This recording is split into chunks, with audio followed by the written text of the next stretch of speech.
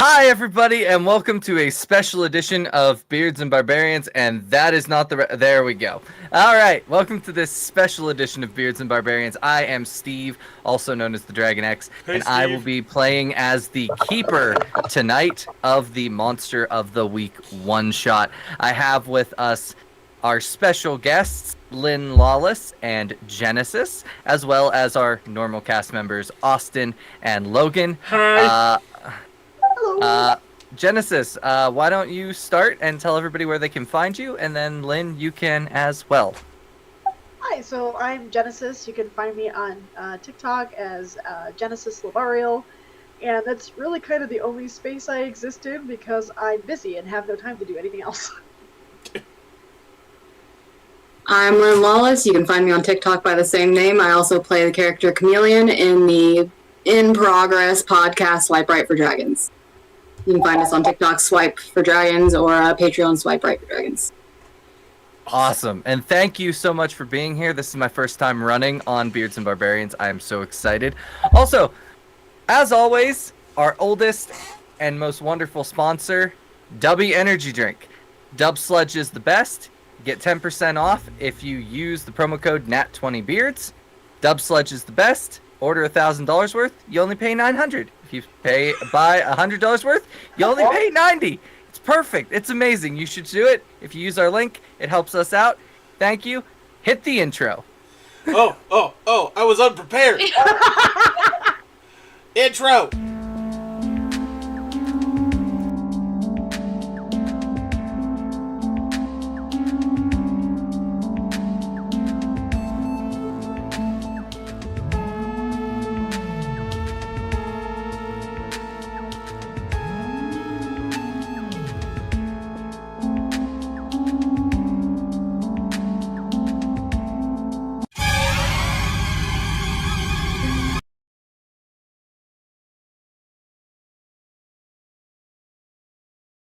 Welcome back. We're going to start Monster of the Week.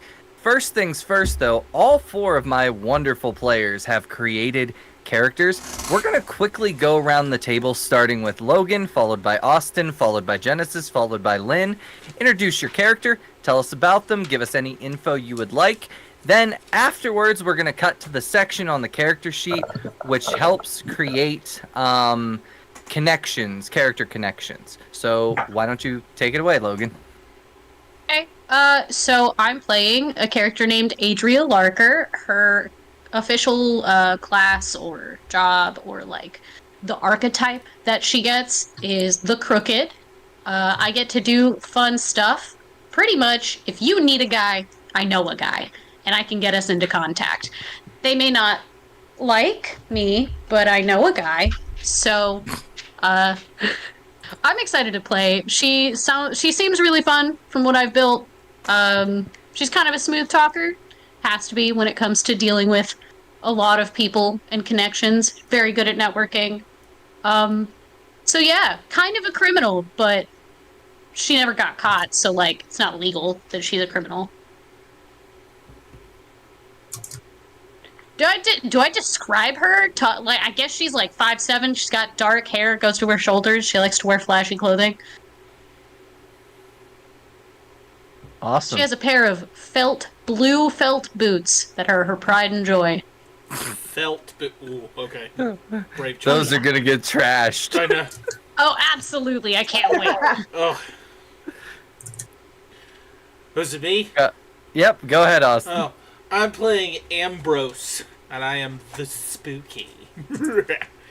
He is a tall, super pale man in a very, very fine, custom-tailored red and black suit. And he has solid black eyes, a white undercut, and his skin is like paper white. And he's got super sharp teeth. And he really just goes around and really likes messing with people. He's got this whole telepathy thing going on, and he just really likes to mess with people. That's what he does. Roams around all day. Oh, and he talks in a super fun, monotone voice. Oh, God. All right, that'll be fun. Go ahead, Genesis. Alright, well, I am playing Katie Jean. She is a big game hunter. She's a southern gal who seems very unassuming on the outside, but really knows her way around a weapon, so don't mess with her. She is on the shorter side and has dark curly hair that comes to just below her chin, and bright blue eyes, and is always seems to be a friendly face. But again, she's not being pushed around. Beautiful. Take it away, Lynn. Wrap it up. So I'm playing Leona. They are a monstrous archetype character, so lots of fun there. They're a shapeshifter, a little bit of a wild card, in that you don't know if they're going to show up as a house cat that really wants tummy rubs or a lion that is really looking for some trouble. They pretty much only stick to feline forms because it's what they're most familiar with. They are mid-height, mid-build, one of those people that can really kind of disappear into a crowd if they want to, and really just kind of interested in figuring things out in a way that they can kind of take advantage of things and kind of turn it to their use. Right. Logan, what was your character's name again? Adria? Adria. All right. I didn't write it down at the beginning, and I missed it. All right. So if everyone will go to their character sheet and go to that section that said, wait until everyone gets here, there will be a list of either phrases or questions. We're going to start once again with Logan. You pick one of those and you assign it to one of the other players. Now, you can discuss this with each other before you make the selection, so that you're not fully imposing something on them. Or you can just thrust something upon them and they have to adjust. It is entirely up to you. This kind of helps create the connections between the characters. This is under the history tab, right? It should be, yeah, introductions and Yeah. then history. Okay, got it. Oh God. Okay. Don't worry, I'm gonna be going first, so it gives you a chance to read stuff and then figure it out. No pressure. I think I've already decided that Austin's character is like a cousin to mine, or like you're a distant relative. We're related. We're not closely related, but we're related. Like we probably see each other at the family events. Okay. Let's see. Genesis's character would have seen me commit a crime. This hunter knows about your criminal past, so you probably would have seen her commit some gang activity. Okay. Let's see, and I'm gonna say that for Lynn's character, Oh, you no, and I worked. we do one at a time. So Yeah, I do. Yeah. You do one for one. Oh, then we go to one, and Austin. then somebody else do. Okay, Oh, my then we- apologies. then I we didn't know that's how that circle worked. through, Okay, yeah. well then you're my cousin. I apologize, everybody. Ignore everything I just said. Pleasure to see you again. Yep. That way everybody gets like the right. Yeah. Sorry. Fair. Awesome. Okay. So, Austin, you are next. All right. I'm gonna pick. Eeny, meeny, miny. Oh, I am going to say that Genesis saw my character use my powers in a selfish or vindictive reason. And then I get to ask you, Genesis, who the victim was, and then I tell you. And then tell them what you did. Okay, so ask them who the victim was, and then tell them what you did. So I just tell you who the victim was, and you tell me what you did. Yeah. I'm gonna say the victim was a good friend Paul, who I sometimes hunt with, and I don't know what did you do to Paul? Oh, well, I entered his brain space and made him shoot himself in the foot. That was rude. It was funny, really. Harlan. Okay, so that's my turn then? And then we go on? Yes, it. Okay. Yep. Then we'll go to Genesis. Okay. Sorry. I think that's okay. I'm gonna say that I guided Lynn's character to a remote location. Since I've traveled a lot hunting, so where would your character have wanted to go? Arwen. Maybe some kind of like cave in the forest somewhere that has like cool fossils or like cave paintings or something like that. Rock on. All right. Lynn. I would like to say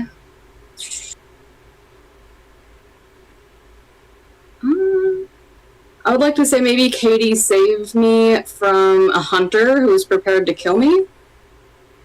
Maybe? That would make sense.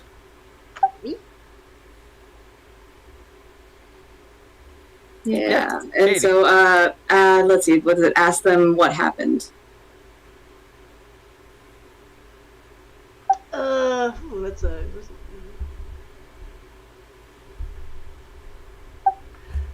I'm gonna say it was kind of like a wrong place, wrong time sort of thing. Mistaken identity. We were going after one thing, and you were shapeshifted at the time and thought you were something else. So I had to step in, stop that from happening. Thank you.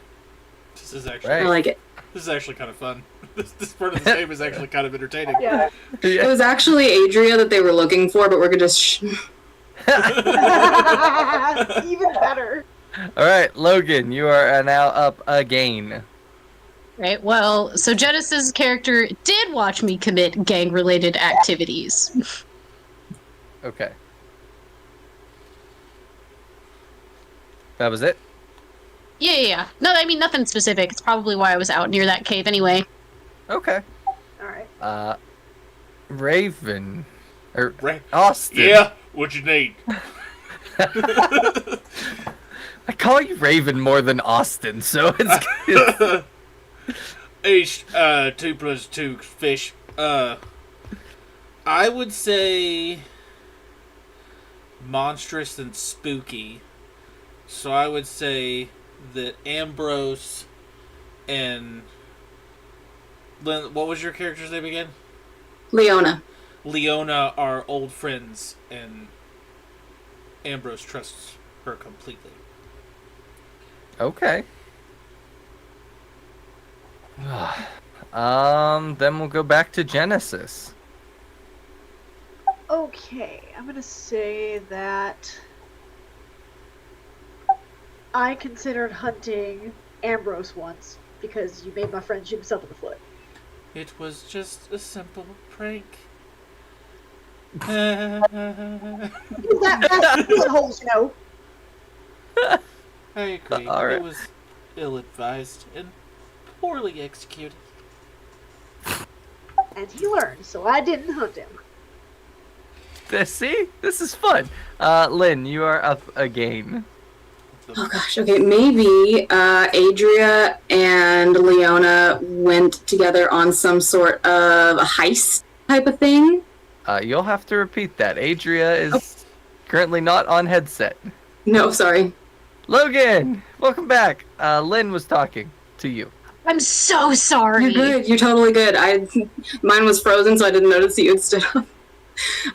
No, you're totally good. I was saying it'd be maybe we went to a heist together. We bickered a little bit about how we split the loot. See that happening for sure. All right, Logan, you are up again. I think this is your last one. Pick one for Oh, all the God. other characters. Do I not already? Austin's character Ambrose is my cousin. Genesis watched me commit gang-related activity, and Lynn and I did a heist together. So does that not cover it, or do I have to have another reason? No, the heist together was Lynn's to you. So Yeah, you that didn't was want- Lynn's to you. Oh, Yeah. okay, weird. So there are. So then, yeah, then me and her worked on a semi-legal or illegal job, and it was a heist. Cool. Oh, okay. Nice. Semi-legal. Austin, semi-legal. Uh, That's the best way to put it. Semi-legal, everyone. So, Who cared about legality? It was moral. alright, so Logan, you're the only one left. So... okay. Ambrose used his powers on your character one time at a... Damn it, Steve.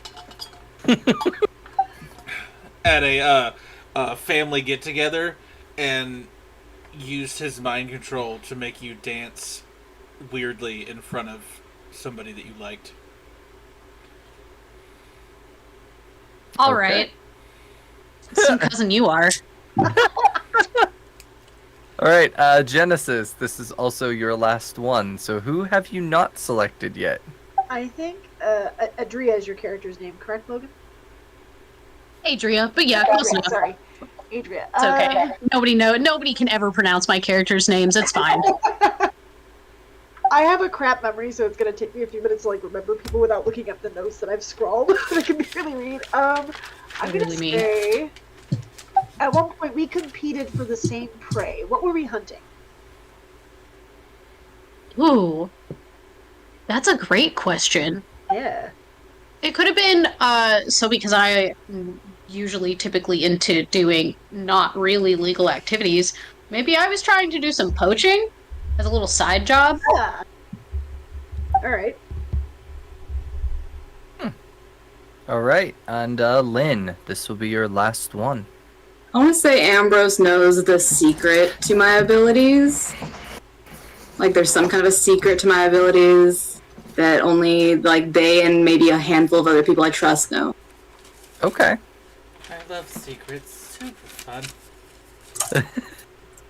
Maybe he pulled it out of my head once, and I maybe resent him a little bit for it, kind of like a Batman having a little bit of dirt on everyone. Where's Harvey? Okay. All right. Get my stinking notes back up. Good game, everybody. I want Yeah, to this say was something this for was fun. for the people who are, because this is my first time with this system. Also, I didn't realize until a few questions in that we all have different questions on our character sheet to to relate to each other, which is super neat. I love that. All right. Yeah, it is pretty cool. Everyone's character sheet, they're called playbooks in Monster of the Week for anybody watching. They each are unique, and only one person can ever be that playbook. So there's only ever one the crooked, one the spooky, one the monstrous, one the big game hunter, and your playbook has a lot of abilities and information that makes that feel like that archetype. It's So really cool. it's a lot of fun. So anyway, welcome to Eldridge Hollow. This session is called the Harvest Nightmare. We open on the small town of Eldridge Hollow with roughly 4,500 individuals living there. You see a bunch of stalls being set up. It's looking to be some kind of festival or carnival. It is their annual Harvest Festival. The four of you have been hunting together for quite some time. You know each other pretty well. Katie, you are known in a lot of circles, and I think one of those circles is a group of hunters that go after cryptids, anomalies, monsters, whatever. You receive a letter in the mail, since you have many homes. One of them labeled no return address. You open it, and it simply says, "Missing people, Harvest Festival, Eldridge Hollow, yearly. Signed, M." Well, that's a little strange. M has sent you letters like this before. Typically, they are to alert you that there's some kind of monster or something to be hunted there. And you, after doing a quick search, you realize that the Harvest Festival is in a day or two, and you and the group proceed to Eldridge Hollow. We open with the four of you entering town. How do you get there? Did you drive? Did you take a bus? How do you feel that the four of you entered town? I Adria, you wanna steal a car? Likes to drive. She probably has a car. I could make someone drive us for us. That option, because Adria is extra enough to definitely want someone to drive her and drop her off so she doesn't have to worry about it. I'm uncomfortable with that, so how about I drive and drop you off, and we'll call it good. How do you know that you're Just- driving and I'm not making you drive? Because we had an agreement that you wouldn't do that again. Right. Not after LA. My apologies. That's what I thought. She's kind of spicy sometimes. All right, the four of you are driven by Katie in one of her vehicles, and you roll into town. There seems to be some people that are giving you kind of that small town unwelcoming, like, who are these people? There's also several people that are looking like, yay, tourists, that are like kind of holding up some of their merchandise. You pull in. There is one inn in the town. And if you are staying in the inn, there is also a campsite where you can set up tents. Those are really the only two options to stay in Eldridge Hollow.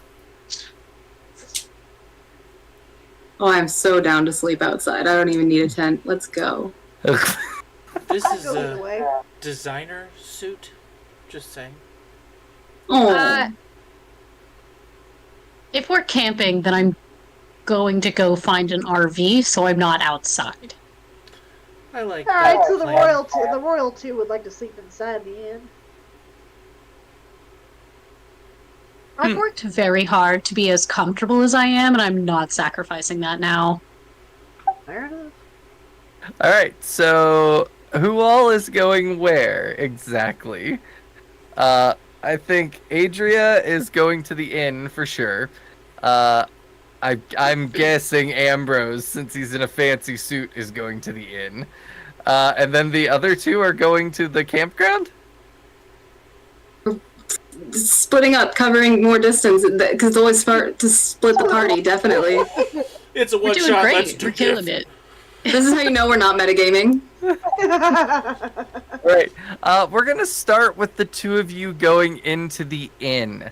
As you enter the inn, you are met at the counter by two identical men. They are the Thompson twins, Dave and Dawn. They are both about 5'4", both about 280 pounds, and both bald as a cue ball. And they just stand there and kind of speak in unison with one another, and then look at each other like mad. Then they start again. Finally, Dawn puts his hand over Dave's mouth, and he goes, "Welcome to the inn. How can we help you today? Are you here for the festival?" Yeah. Absolutely. We would love 2 rooms. Or at least I, am a reporter here. Now, I would love to have a room so I could properly sit and take notes about the festival for the article I'm writing. This is my editor. My editor. Me? Not even a You're my little editor sus. now. Okay. No, just All right. Well, wait. we're too late now. We're in it. We've committed to the bit. What newspaper do you write for? Yes. The leafless letter. It's not a big one. We're still just transferred under new management. There's a lot of marketing going on. You understand. No, not at all. So, 2 rooms, you say? that's fine. Are you staying for the entire week of the festival or only a couple days? What seems to be the which do While they're doing this, Ambrose is definitely going to start reading thoughts to see how bad we're already fucking this up. So they both are like, it's weird that they're kind of thinking the same thing at the same time. Like, these two are idiots. Like, do they really think we believe they're with the paper? Just say you're here for the festival. What's the point of that? Do you have to make a roll for that, or is it just you read their mind? You can read people's thoughts and put words in their mind. This can allow you to investigate mysteries or read a bad situation without needing to actually talk. You can also manipulate someone without speaking. You still roll moves as normal, except people will not expect the weirdness of your mental communication. I will think if you're just scanning their thoughts, I'm going to say that's not a roll unless they are actively like trying to shield their mind. So we'll move on from there. They kind of looked like, so yeah, are you staying the whole 7 days or what are you thinking? What do you think, Ambrose? Should we stay the full 7 days? We didn't really talk it out with our group. As your editor, I recommend that we get the most story we can get. So 7 days sounds fantastic. 7 days it is. Oh, well, beautiful. Every night there's a different theme, a different event. Here, he like hands you a pamphlet with all of the events for the week. He gives you kind of a couple brochures. He's like, my brother and I here, we make the finest mead in the county. Here's a brochure if you would like any brought to your room. We're more than happy to accommodate. The prices are way too high. Like a little glass is like $20. He's like, More expensive than a Renaissance It's fair. like a mini bar. Right. so, yes. So what were your names again, so we can write it in the book? And will this be cash or card? Cash. For sure. Okay. And what was your name? Adria. Adria. Dan. Larker. Adria Larker, since you need my full name. Well, it's for safety concerns. If anyone comes looking, we need to be able to say if you're here or you're not. We can't tell them which room, obviously. But, you know, it's just standard procedure. I want to know what Sure, happens if I sure. start making one of them say different things than the other. I mean, we're here. We're here. Take a drink. I already Oh, take a did. drink. I'll take another one. Well, I didn't see it until now. Was that mine or a different one? That was Joe's. It's a different one. Oh, okay, perfect. So if you're gonna try to actually like get him to say something, like which one are you trying to target? The one that's mostly talking, or the No, one that's like the kind one- of secondary? The one that's second, the one that's not talking at all. Okay. I'm gonna need you to roll a manipulate someone, which is using your mind control to do them. That is on the basic moves sheet, which I did put in the folder that I sent everyone. Oh, I don't think I have that one. I'm sure I do. I just need to pull it up. You sent it in Yeah, the Discord? Yeah, it's in the Google Drive with all the sheets. There was the basic moves sheet in there. Okay, hold on. Let me see if I can pull it up specifically. Yeah, share, copy link. I'm just gonna put it in the one-shot chat. That works for No, me. I so appreciate I am Bum, ill bum. prepared. I'm so sorry. Oh, it's all good. I'm okay with this. But yes, in order to do a manipulate someone roll, all you do is roll 2d6 and add your charm. My charm. Okay. 2d6 and add my charm. So, 10. I think you're looking for at least a 7. Ooh, a 10's really good. Okay, so What do you have him say? Have you seen Anchorman? Or, no, have you seen Bruce Almighty? Oh God. That's what I'm doing. Yep. Yep. Chaos. What?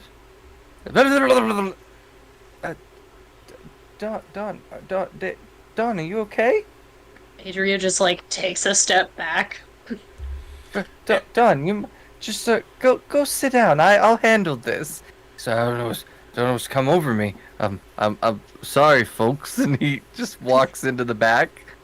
That's weird. That's never happened to him before.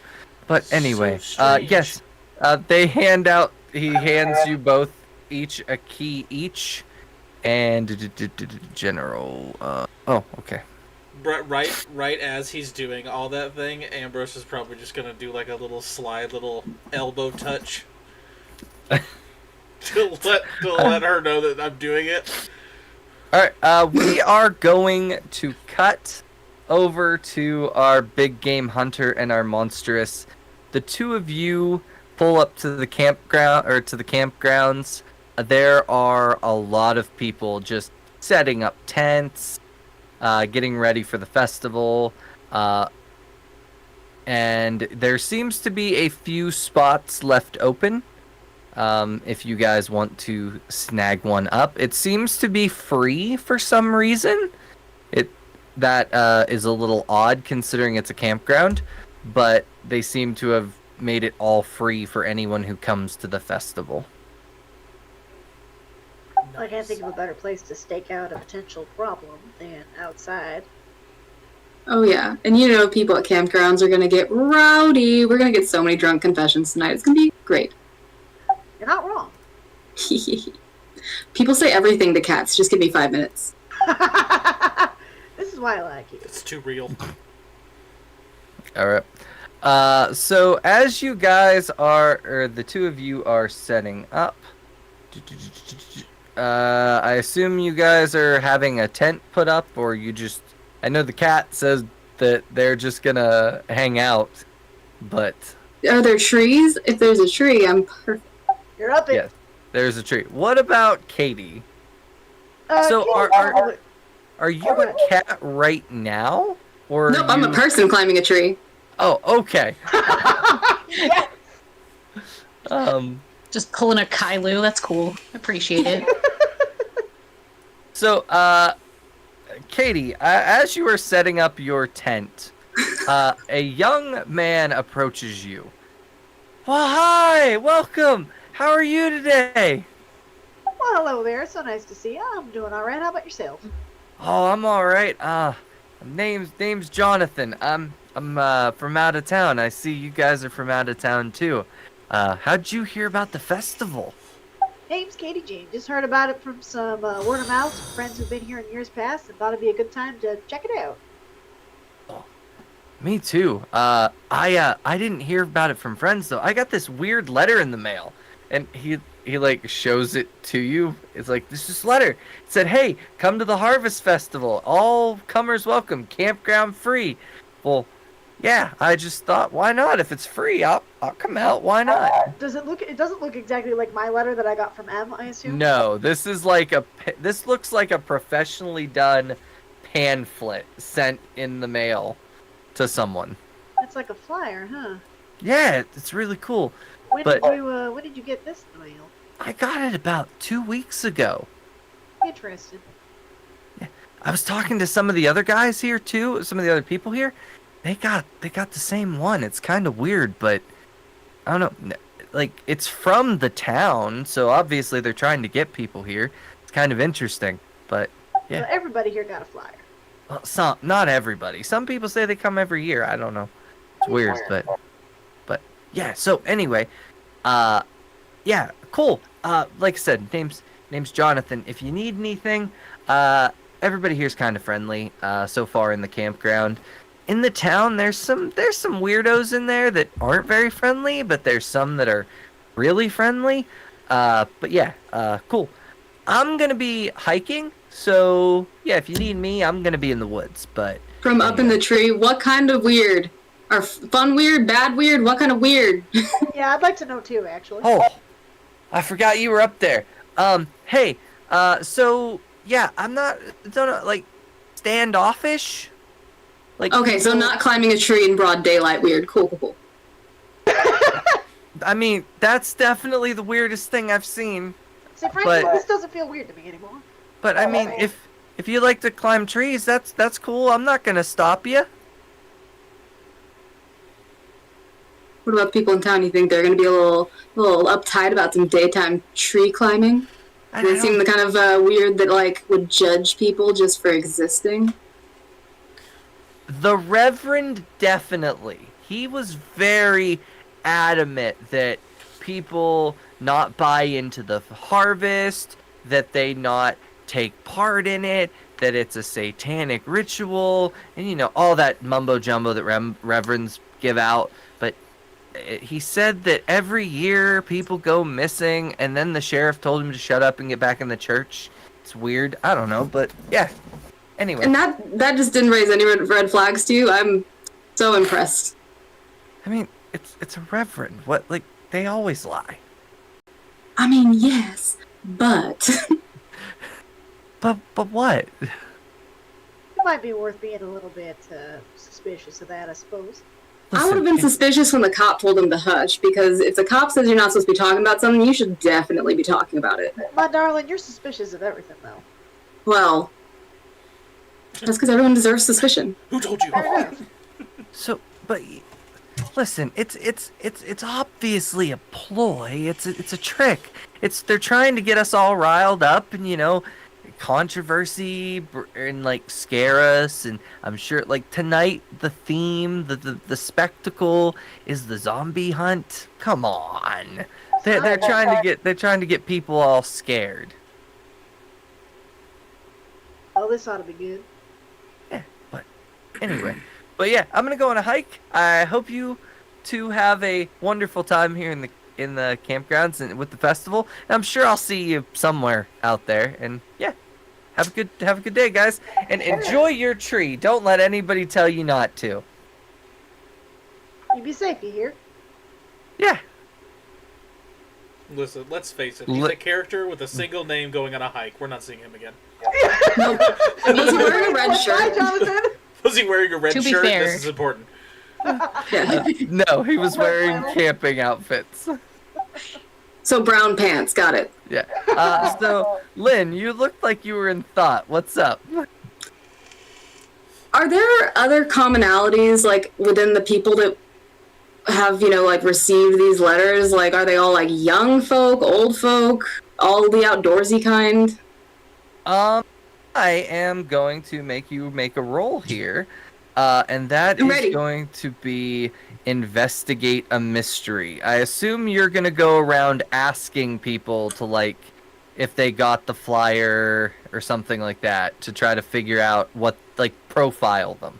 Actually, I would like to specifically look at their cars and see if they have, like, little decals, little stickers, little, like, stuff like that, because I don't know talk to these people, but if everybody has like, oh, my kid's in soccer, you know, that'd be useful. They're obviously targeting soccer mom. You're looking for the Okay. stick families on the back of minivans. That's what Yeah. I'm hearing. Yeah, okay. Yeah, and the little like key greater than I, you know, to tell if they're all religious, you know, or like the ones that have like little mile marker things from travels. Yeah, I think- All right. I am going to ask you to roll plus your sharp, which is That's plus investigate a mystery. 0. You got this. I think Ambrose That's has to a talk to this 7. A 7. On Sounds a pretty good. 7 to 9, you can hold one, or which means you can ask one of these now or later. What happened here? What sort of creature is it? Those kind of don't fit.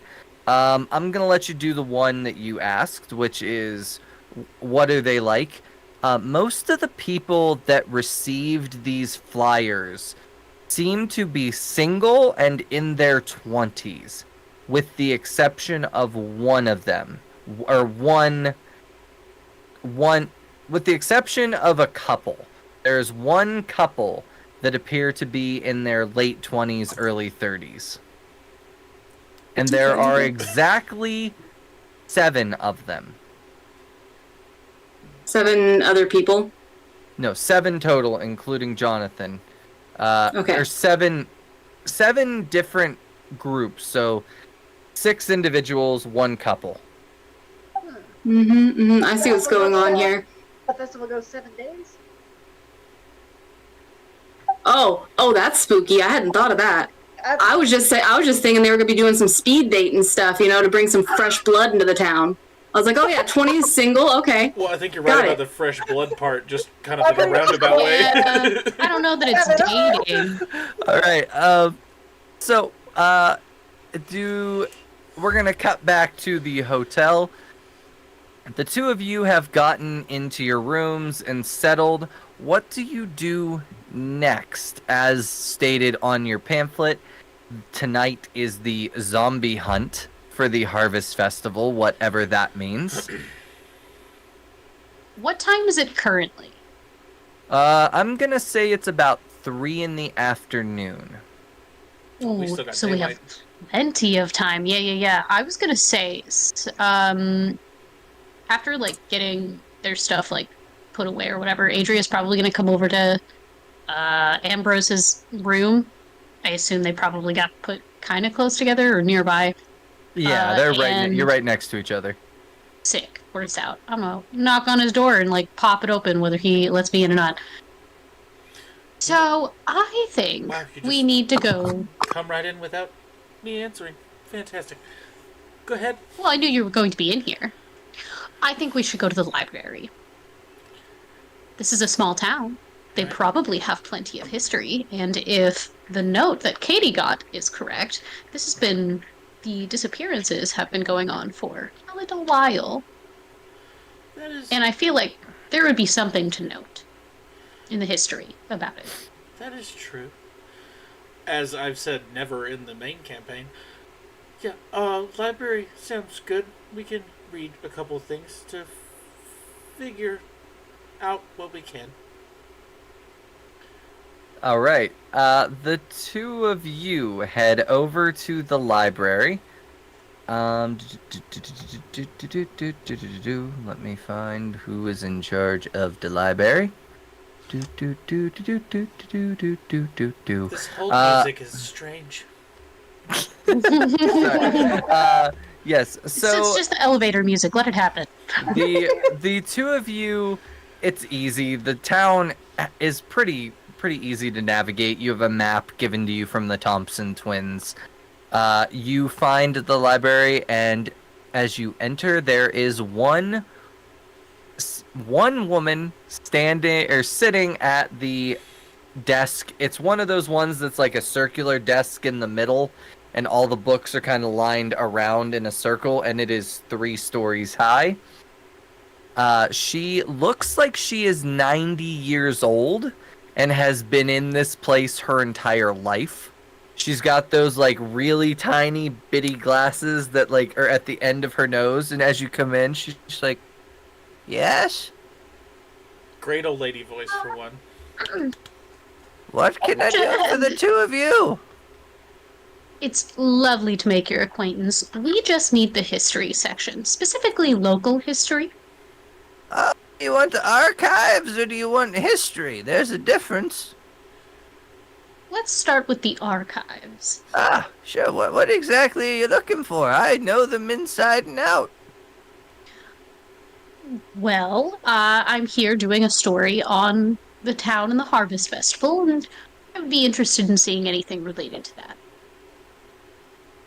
She kind of gets this look on her face that you can't really place what she's thinking. Ambrose, I can. you you instantly can read her thoughts. She's like, "Oh no, not another one. Not another one. Oh well, they'll learn. All right, come with me. Follow me." She gets up, she has a cane. She leads you to this back room and unlocks it and opens the door, and there are just filing cabinets. There's no computers, nothing. She just filing cabinets. She's like, "Well, the history of the Harvest Festival is the back 3 to the right." Excuse me, miss. Yes. Oh, What exactly? you are a bright individual. Yes. My lights are glistening off your skin. Yes. So, not to put you on the spot or perhaps freak you out more than it should, but what exactly will we learn?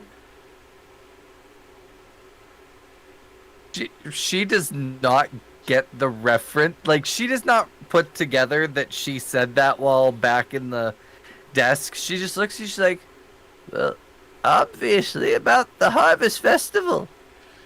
He's gonna try to get a little cocky and lean forward and go, not another one. They'll learn, hopefully. What will we learn and not another one of what? And Ambrose's eyes are just gonna get real big and they're just solid black. So this is also once again going to be a manipulate someone. So roll plus your charm. You are trying to convince her to what? Could I possibly help out?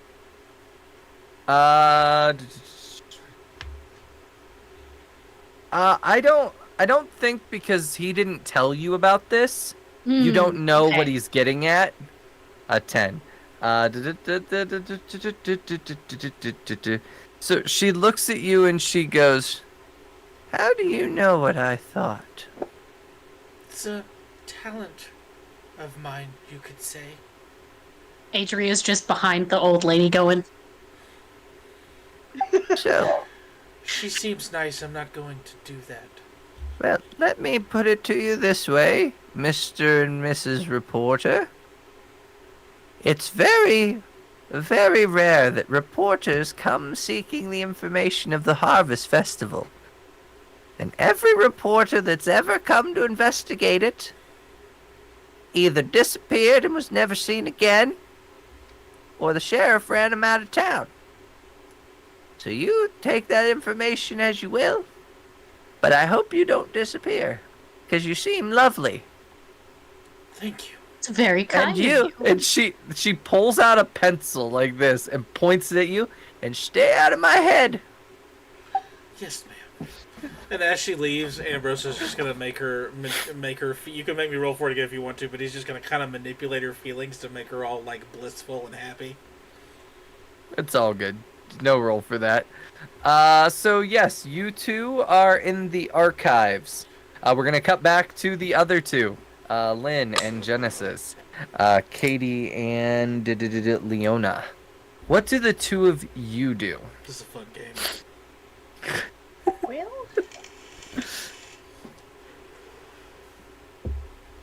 I don't love him going hiking by himself, but I also don't really want to stray too far from the others. No, I like the idea of finding the others and figuring out whatever's going on together, because I don't really think two people will make much of a difference with whatever he's about to go through.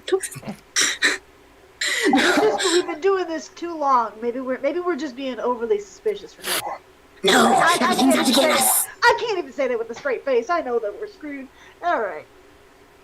What if we go find our friends? They're probably, hotels have like spas or stuff, right? That's probably where they are, at the spa. Look, them two are the reason I got real efficient at setting up camp by myself. Ah, wait, we have cell phones. We can call them. These are things that exist. Yeah, we're not fantasy land. You all have phones. I was just sitting here This is thinking, man, I modern don't even day. have sending. Let's why don't I just do that? I'll give him a call. Leona has a Nokia brick, like a T9 Nokia Yes. brick. Yes. Katie Jean has like a state of the art probably nonsense because she's got money Okay. means. Ambrose has an iPhone 15. Yeah, I was gonna say same. Adria has an iPhone 15. And it's like, she's like, I imagine on that vibrate or Katie something. has like a Galaxy Z Fold. the snaps. Just like, whoop, like the big one that turns into the Oh, yeah, tablet. almost tablet. Yeah, she would totally. So Alright, so who are you calling? She's gonna give Adria a call. Oh, I had my ringtone geared up and everything. Oh, You still do it. It's Crazy Train by Ozzy Osbourne is what Ambrose's ringtone is. Oh my god. I don't think we can play that on No. this. No. Okay. We play that. We definitely can't monetize this episode. Just kind of flipping through a couple of books when her phone starts buzzing at her. And, like, it's a library, but we're in the back end, so it's probably okay if she's on her phone real quiet, like. So she's gonna be like, hello? Hey, where y'all at? Oh, we're in the archives, the library. That's down the road, yeah? Should be. Down the road, there's, like, a little post box. Just take a left. You should see it. Leon and I are gonna catch up to you. Yeah. Okay. We have some interesting things to discuss. We do too. Cousin, when did All you right. change your ringtone to My Humps by the Black Eyed Peas? We'll see you. Every couple of weeks I change it. I like to keep things fresh. Stops it from being boring. Understandable. Gets on everybody else's nerves when they don't know what to expect. It's fun. I love yes and people. Good for you. Amazing. All right. So I'm gonna cut to the two of you arriving. I want which of you is. So one of you can roll help out, and one of you can roll investigate a mystery. Help out is plus your cool. Help out is plus your sharp, and those are the two in the library. The two that are currently there? Yeah. Because they're looking through files while you guys are arriving. So after this roll, the four of you will be reunited as one group. So plus our sharp. Whoever is helping out rolls plus cool. Whoever is investigating a mystery, which is searching through the files, is going to roll plus sharp. Well, I got a 0 cool and a 1 sharp. You got any better than that? I have a 1 cool and a 1 sharp. Oh, well, I'll roll cool then. You can roll sharp. Okay. Works. I got a 9. Okay. 13? Shit. 13. Yeah, no, I got 2 6s. All right, so the plus one, so the plus one from Austin does not matter, but there is the caveat for him rolling a 9. But your help grants them a plus 1 to their roll, but you also expose yourself to trouble or danger. That will come up shortly. I got a paper cut. No. So investigate a mystery. On a 10 plus, you can ask 2 questions. What happened here? What sort of creature is it? That doesn't make sense because you don't know there's a creature yet, or if there is one. What can it do? What can hurt it? Where did it go? I'm just gonna say what is being concealed here and what happened here sound like the two best for this situation. So what is being concealed within these files? And you kind of uncover this with a couple newspapers out on the table that's behind these files. Every 7 years, 8 people have gone missing at the Harvest Festival. Okay. And what is being concealed is that it seems like the authorities don't do anything about it. Like there will be reports that individuals had been here,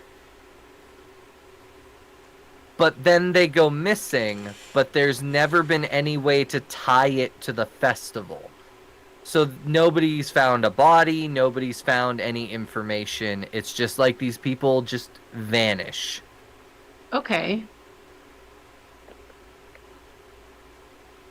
And that is when the two of you walk in, and this is what the two of you had found out as they are walking in. No, but that place down the road looked like they had real good fried chicken. Let's go. After this, food. Chicken's on your mind again? Well, yeah. That's foul. Chicken is Oh, delicious. that's foul. Come on. This is what you get when you ask me to do anything. I'm a menace. That is foul. Oh my word. My word indeed. Hello. I assume at some point we see him. I'm just gonna. Oh, Oh, Okay, bye. what happened? she didn't like Oh. the pun, apparently. Too hard. Did I Oh. pun too hard? You punned her too hard. The pun sent her away. She's like, No, it killed Discord, actually. screw these. I was fine with it. The computers were not. They said absolutely the fuck not, and just like shut Humor? everything down. On my internet? Absolutely not. All right, so yeah, the two of you, Adria and Ambrose, have uncovered a secret here. As the two of you come in, how did the four of you? What do you say to one another? This is where role playing happens. Well, I want to know what y'all found out first. Well, as it turns out, the sheriff sucks at his job. But we didn't have to read to find that out. Yeah, can you elaborate that for me? On that for me? When you say he sucks at his job? Well, we found out that each year, 8 people go missing, and nothing's ever done about it. Specifically, every 7 years, 8 people go missing at the Harvest Festival. And it seems like the local authorities just don't do anything about it. There is, as much as I've been looking, and with Ambrose's help, there has been absolutely no evidence that could tie these disappearances to the festival itself. And that's a little suspicious in my book. So I guess it's not so much that they suck at their job, but are crooked, more than likely. Could be both. The Well, crooked smart ones are people- like, hey now. Are talking. I'm kind of standing off a little bit away, keeping an eye out, just to make sure other people aren't approaching while they're chit-chatting about what discovered. Leona, you want to tell them what you found? Well, everybody is in their 20s and single, so, there's maybe hope for you. Me? No, Ambrose, sorry. Oh, all right. You've got plenty of hope. Thank you. Oh, thanks. That's sweet. But no, they're all like 20-something. There's, well, spooky enough, there's 7 of them, so, them plus one of us clearly in danger. Actually, there are 8, right? Is one of them a couple? No, it was 7 Yep. people total, 1 couple, Okay. and then Jonathan and 4 others. And then John. So, oh shit. Yeah, there were 7. There were 6 singles, 1 couple. There were 8 people. Oh, gotcha, 8 2 people, okay. Okay. We're already at 8. This is starting to fall into line that I don't like so much. I did not pass math, but that adds up. Oh, the cats are just coming out in She's- full force this stream. I was gonna say, I see a baby. She's so real for that. She's so real for that. Right? I got 0 in think- sharp, okay? I'm the sharp one, I think. I think we need to go find these victims or future victims and do a little I think one of them conversation. is on a hike by himself, so maybe we should hit the woods. Oh, he's probably dead already. Who goes on a hike by themselves? Well, I mean, I do sometimes, but it's less a hike and more of a, expedition. I think we should talk to the sheriff, probably. Sounds like a good idea. So, Sheriff, I'm will just- we go find the guy in the forest? Well, I'm just worried that that's going to tip off the sheriff to us doing some shenanigans in town, We would That's never shenanigate. Shenanigate? We should probably talk shenanigate. Ha ha ha ha. That's funny. We should probably go find the poor whoever is hiking alone and probably dead. But His name is Yeah. Jonathan. Maybe we'll get there before, something bad happens. Probably. Or maybe nothing bad will happen and this is the proof. I can't. Nope, I can't even. Nope, Maybe we're just paranoid. Yeah. We've never done this before. So as you were all talking, you just hear the door creak open, and you just hear, "Shh! Quiet in the library! How the hell should you? Y'all are screaming like a bunch of children!" Go back to your desk. No, I come out from behind a bookcase as a cat. Star Trek doesn't work on me! We will talk about this later. The inner nerd in me almost didn't do monotone voice. She's a 90-year-old woman. It's on point that she would call it the wrong thing. Okay, so Adria's going to. I'm so sorry to disturb, and then we're gonna try to like hightail it out of there. I think, or she's gonna try and like start leaving. Scoop the cat up on my way out. I knock a book off the top of one of the shelves before we go. Of course, the cat would do that. At some point. Yep. At some point. As you guys walk out of the library, there a car pulls up, lights going on top of it, Shit. and stepping out of the car are two individuals. There's this one fairly attractive young person, more feminine looking. They have short black hair. Seem to be pretty in shape. The other side, the guy that was driving, is about 6'4", bright blonde hair, muscles everywhere, walks like he's an asshole, and he just kind of like strides up to the four of you. Well, I hear that we have reporters in town. Who might the reporters be? Logan, in your Can I- character's head, you're gonna hear, "Please let me fuck with him." Can I read a bad situation? Absolutely you can. Roll plus sharp. Adria's just carrying Grumpy Cat right now. 8. Katie Jean's like reporters. What the fuck?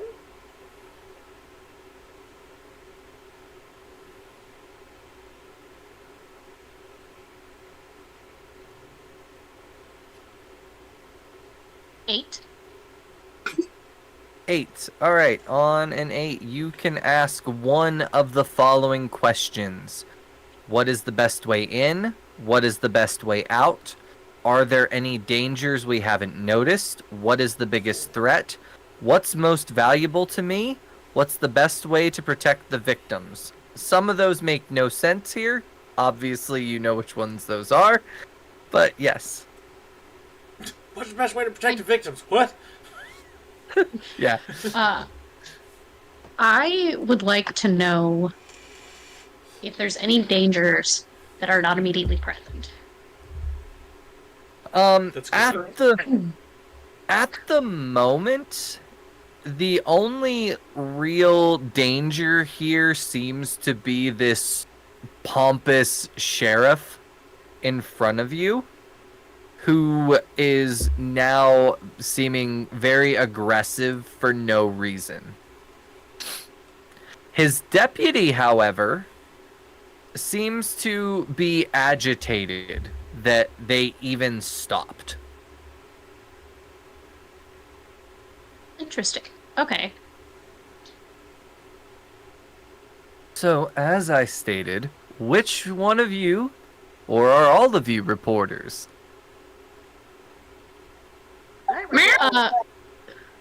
So because the other two are like, what? And Ambrose wants to fuck with this guy. I'm going to step forward, hold my hand out, being all proper, like big ol' grin, like I know what I'm doing.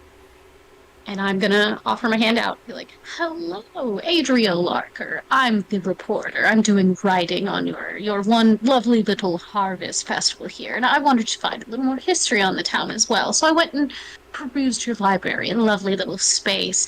That woman looks like she's on her deathbed, but she's very sharp with her hearing.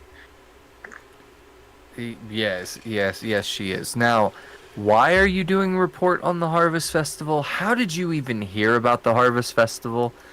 And what exactly, what newspaper are you with? The leafless letter. We just had a management change, so marketing's a little weird right now. That What being city said, are you out of? well, it's not a city, it's a college-run program. Which college? Out of country. Out of country. Mhm. So, Yeah, I'm not technically a foreign exchange student because I live in America, but I did go over there for school and had to come back. so you're So telling while me I'm here, that, I figure I might as well earn a little extra credit. so you're telling me that a foreign newspaper gives two shits about a harvest festival in a little town that no one's ever heard of? No, absolutely not. But my lovely friend here has heard some things from other folks who have come here, and my family thought it would be a good idea to have some fresh air. You're talking to the big muscly one? Yeah, Yeah, Okay. big scary big muscly one. I think that's the sheriff. it is the sheriff. There's a sheriff's badge, everything. He's- Can I tap in a little bit? Uh, Because he seems weirdly standoffish for some reason. I just have a cat in my arms. You Dr. Evil in it right now? I'm gonna say that because this is a tense situation and he is really grilling, Adria, I'm gonna need an act under pressure roll from you here, which is plus your cool. Uh-oh. Me? No, me. No, no, him, Okay, because he's okay. trying to read a mind here, and this is not like just somebody there. This is like someone who's actively antagonistic. That's an 8. An 8. The keeper is going to give you a worse outcome, hard choice, or a price to pay. So here's your hard choice. You can enter his mind and see his thoughts. But if you do, you're going to take a harm from a migraine that's going to set in. Because for some reason, he is very strong-minded.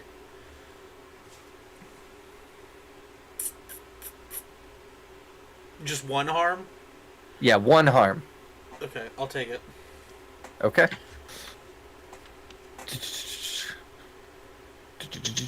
Alright, so he is not buying a word of this. He is extremely confused why there's a reporter here from a foreign country. It doesn't add up. This is obviously a ruse. He thinks the four of you are here to cause trouble, and that he feels... No, that was... Keep Oh. going. I'm sorry. Oh, sorry. The last thought in his mind is, if they ask too many questions, I might have to get rid of them. I am going to relay that to Genesis's character, because I don't think I can relay it to Logan's character because she's still in the middle of speaking. Yeah. But I'm going to make So- somebody aware while I'm like grabbing my temples, like, oh, that was uncomfortable. Katie Jean just thinks back, I'd like to see him try. See, I knew I told the right person. So as you are all kind of standing there, Should've the told sheriff's just kind of like now has a notebook out and is writing information down. The deputy is there, but Sheriff, is this necessary? Like, is this important? Like, why are we hassling? Listen, I'm the sheriff. I'm the one that makes the rules, not you. Shut up. Get back in the car. Now, listen. I know that the four of you were probably here to cause some trouble, rabble-rouse, do all that, like most of the people that come here to have a good time. If you're gonna cause any trouble, I'm gonna be speaking with you again. As of right now, you haven't done anything to warrant me causing any problems with you. But I got my eye on the four of you. So, have a good day. And he kind of does that over dramatic like spin on the back of his heels, gets back to his car, and like right as he's about to get in the car, he just kind of does that that look to the side, giving you that one last look before he gets in, and they drive off. She says, "Aw, thanks for the warm welcome. Bless your heart." I'm gonna do the cat stink face. We're like, ah! I'm just gonna wave with a nice smile, because I know he didn't buy any of that. There's no way he would have. I'm So, going straight from he's bad at his job to he's an asshole. So as they're driving away, you just see the deputy. They just look out the window and they're like, She like locks eyes with the deputy, like for a moment, like gonna maybe talk to you later, kind of almost like. Ambrose So- winks at him. So, we're gonna do kind of a little montage here to get us to the end of the first day. Unless you guys are going to find the kid, Jonathan. I want to maybe do if the four of us are together, I kind of think maybe we should go check out the forest. Yeah, because we're gonna find a body. Let's just face it. We're probably gonna find a dead guy. Or worse, I mean, On our way to go investigate Jonathan taking a hike alone, could I act under pressure to get in touch with some of the cops in town to preemptively divert any law enforcement attention? So explain what you're trying to do a little better, and then I'll figure out what we roll. Okay, so I would like to just get a hold of, like, one or two of the cops in the area and be like, hey, listen, we're not going to cause any problems, but it seems like your sheriff wants to go out of his way to make sure we're going to cause problems, and I just want you to divert any attention he tries to give us somewhere else so that we can do stuff in town without being hounded. There's not even going to be a roll for this. You call the police station, and the person at the desk is just this. It sounds almost like this 16-year-old kid. Oh, What are you talking about? Like, the only law enforcement we have here are the sheriff and the deputy. We don't have any police officers. That works out to our favor, actually. Well, okay. Great. Make sure you... Who are you again? Oh, that doesn't really matter. Make sure you get home before curfew, and then I'm gonna hang up. All right. Yeah. So you guys head back to the campground, and head in. Jonathan's tent is still set up. He has not returned yet. But how long has it been at this point?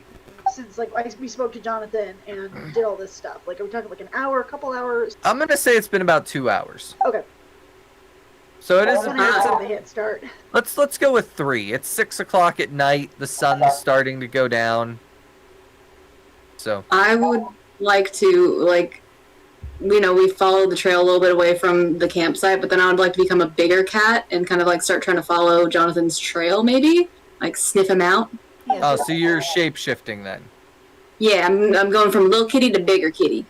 Okay. I'm gonna try and help Leona track. Since I'd like to think you just looked like a black cat, and now you're like a panther. So you're essentially the same thing, just bigger. Yeah. So, I thought you were like in human form the whole time. I was, but when the lady came in at the library, I ducked behind a bookshelf and turned into a cat to try to distract her just in case, because old ladies love cats. Oh, okay. Yeah, Logan's missed character. that. That's why they were just holding a cat in their arms during the talking to the cops. Oh, okay. So now you're a little bit bigger of a cat.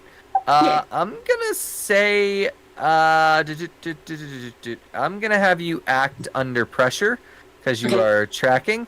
But before that, Katie Genesis, you can roll help out, which is plus your cool. Cool. Okay. The shape-shifting thing never gets old, does it? Could I make a case to use my weird instead of my cool? Do you have any moves that allow you to do that? Kind of, because one of the abilities that I took is I could do. Well, okay, so actually, okay, instead it's you gain +1 to investigate a mystery when using an alternative form's super senses. Okay, yeah, So instead, just I guess just one. yeah, investigate a mystery is a move itself. So whenever you Oh. roll that, you get a +1 on Gotcha, top of okay. whatever you roll. So, Okay, that's fine. I totally am so good at cool. so hold on, Genesis, what did you get with I yours? rolled cool and I rolled badly. I got a 4. A 4. Yeah. Yeah. Samesies!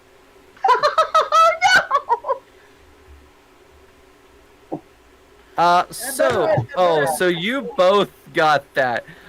So as the two of you are tracking, the other two of you, Ambrose and Adria, you guys are kind of watching your watches or your phones for the time, and before you know it, it's dark.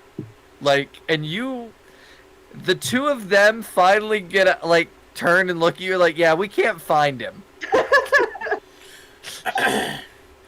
This was, Clearly, he just disappeared because I should be able to find him with my superior senses. So he got picked up by a bird, and we're looking for a really big bird.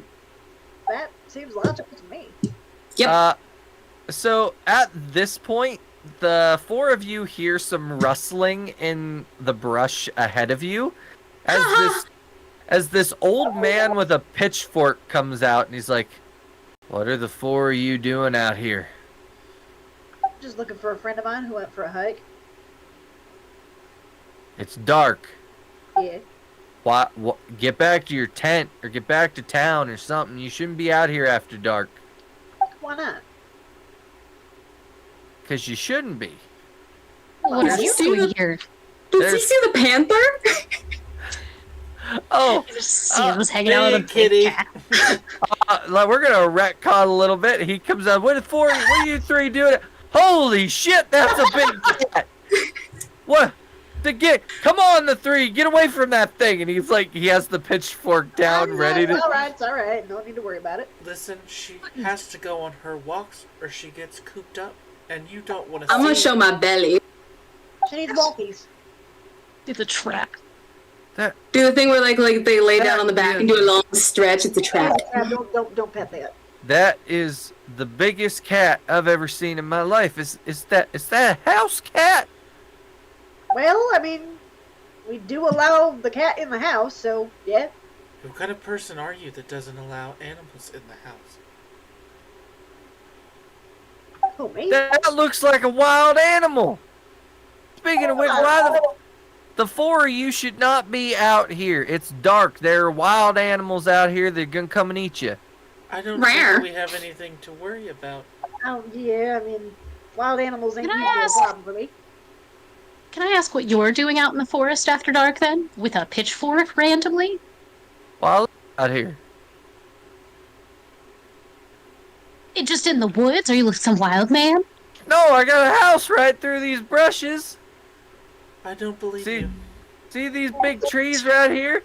There's a house right behind it. That's my house. Come on, I'll get you some tea. And he walks back through the brushes. Are we about to go get tea with this man?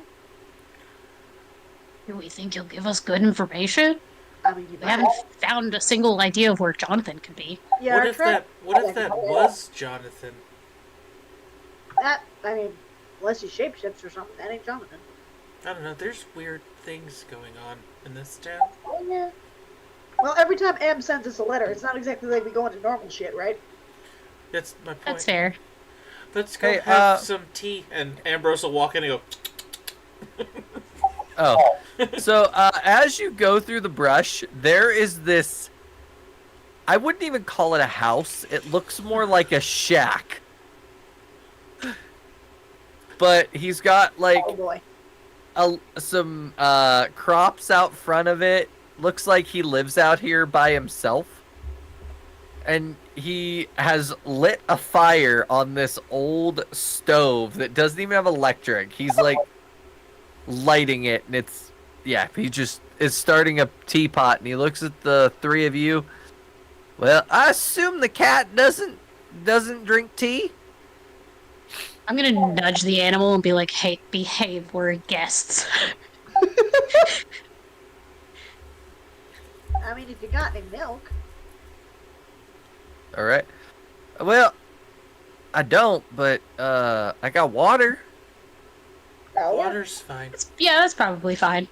All right, we are gonna cut right now to intermission. Oh. Take a quick 10-minute break. Anybody needs to go to the bathroom, do whatever. For those of you that are watching, we will be back shortly. Thank you for being I gotta hit here. the litter box. Let me get this 10-minute. All right, I got the timer. See you in 10 minutes. All right, beautiful. Hi, I'm Austin Harwell, and I play the green dragon-born barbarian known as Raven Hailstrom. He has dark green scales and horns that curl towards his face. He stands around 6 foot 8 inches tall and weighs about 350 pounds, and lives his life by one motto: Nomag Nithrel Kedrong Kaburk, which means, may death be long and slow in Draconic. I will let him tell you even more. Hey, it's Raven Hailstrom. In case you were wondering. Don't let my massive size fool you. I'm just a big teddy bear. Well, that is until you piss me off. Then, of course, I have to turn you into the finest jams and jellies. You see, I've been a soldier all my life along with my father and his father. But you see, things happen for reasons. Good ones and bad ones. And I had something real bad happen to me, but out of the bad thing came the good thing. I met my buddy Nar, or Backpack, as I call him. Little buddy. The two of us became tighter than chainmail. We've just been exploring the world and taking things one beer and one enemy at a time. Oh yeah, I'm a green dragon. Green dragon born. Alright, y'all have a good one. Hi everyone, I'm Dagan DeYoung, and I play Rubio Apophis. The half-elf stands 6'1", and he is well built with good posture. He is bald with a head tattoo in the shape of a 5-point star. He has a long white beard, but he is still a young man. Rubio gained the white hair after all the torture he endured in hell. He dons blood-red robes with 2 books, one on each hip. Rubio uses a black obsidian rapier called the Sword of Souls that can change into a staff of a similar style. He carries more magic items and many spells at his fingertips. After 20 years in hell, Rubio escaped with the help of the undead ancestors of the dwarven race. Right when he escaped, Rubio was caught and forced into a pact by the head demon himself, Asmodeus. This pact made Rubio into a warlock, but a large burden came with these hellish gifts. The demon soul of Asmodan was attached to Rubio's own soul, haunting him for eternity, unless he rids of the demon like Asmodeus wants. Rubio traveled for 5 years searching for an answer, with nothing but dead ends and gold wasted. He was a mercenary the whole time, working and completing quests to get by, while he learned to use his new powers. I think I'll let Rubio explain this next part for you. Rubio Apophis is a name you'll soon remember, for I become part of something much bigger than myself. It involves putting up with a crew of madmen, fighting nightmares equivalent to hell itself, and beating incredible odds. All these things I'm a professional of, so I'm not worried one bit.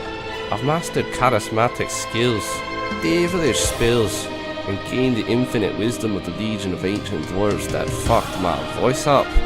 Don't let my charisma fool you. I'll take down anything that gets in my way of finally obtaining peace.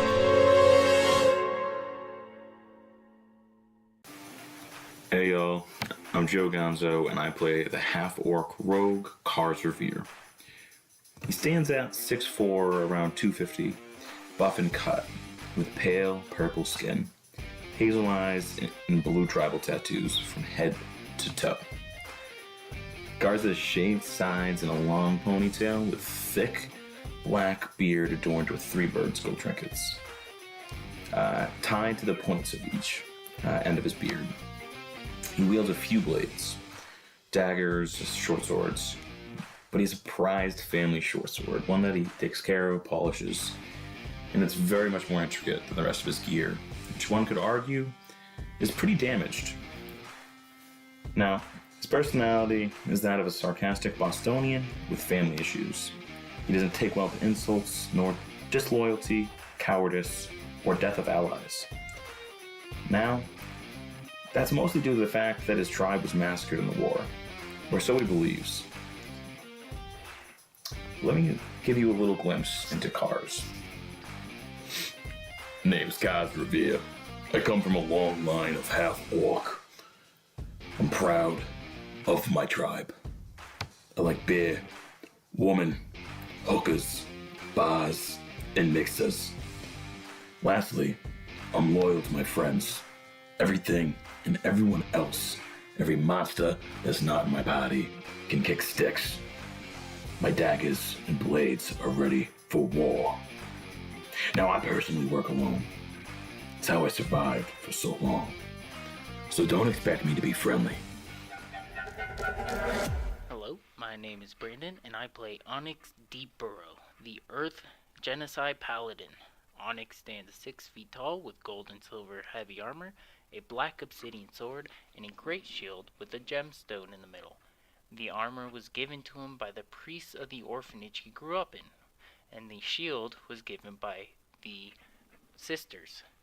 With the armor and shield, he made a promise. He vowed to protect all living creatures made by his gods. His hair is the color of the night sky, and he has 2 white strips going along his head, despite only being 24. His rocky skin resembles that of gray slate with green freckles like moss. He earned the name Deepburrow from his town guard because he once rescued a group of kids that got lost in caves. Many have described him as having a heart of gold. Now, allow Onyx to describe himself. Good afternoon, young masters. My name is Onyx Deepburrow. Do not despair, for I shall protect you from all harm. And do not fear, my guiding light will remove the darkness from around us. Hey, I'm Logan Field, and I play Kailu Azrael, the half-elf druid. Standing at 5'10", she's about 130 pounds, wispy and elegant, with green eyes and mahogany-colored hair that's usually got a few twigs sticking out of it. She's usually wearing sturdy traveler's clothing in layered browns and greens of all shades to help her better travel through forests. Her most prized possession is a quarterstaff that's got a small bonsai tree at the top that reaches down with gnarled and worn roots, gifted to her through her family's legacy, an ancient group of elven druids dedicated to protecting the World Tree. Or, well, her adoptive family is. Her earliest memories are tainted by a monstrous demon hand tragically ripping her father from her family and tearing apart the only home she knew. Everything after that has been a lifetime of learning and dedication. She can tell you best. Ah, hello. Yes, knowledge is key, I've always thought. It's always easier to fight an enemy you understand, is it not? How best to help protect the World Tree than through learning what dangerous things lie in wait? And while I'm here, I might as well work on my comprehensive bestiary of the continent. For later referencing, of course. If I don't do it, who will? Besides, I've never really been away from home, and traveling is so exciting. Meeting new people, documenting new creatures, finding new plants. I'm excited to see where my adventures take me. Hi, my name's Alex, and I play Nar Wagglebottom.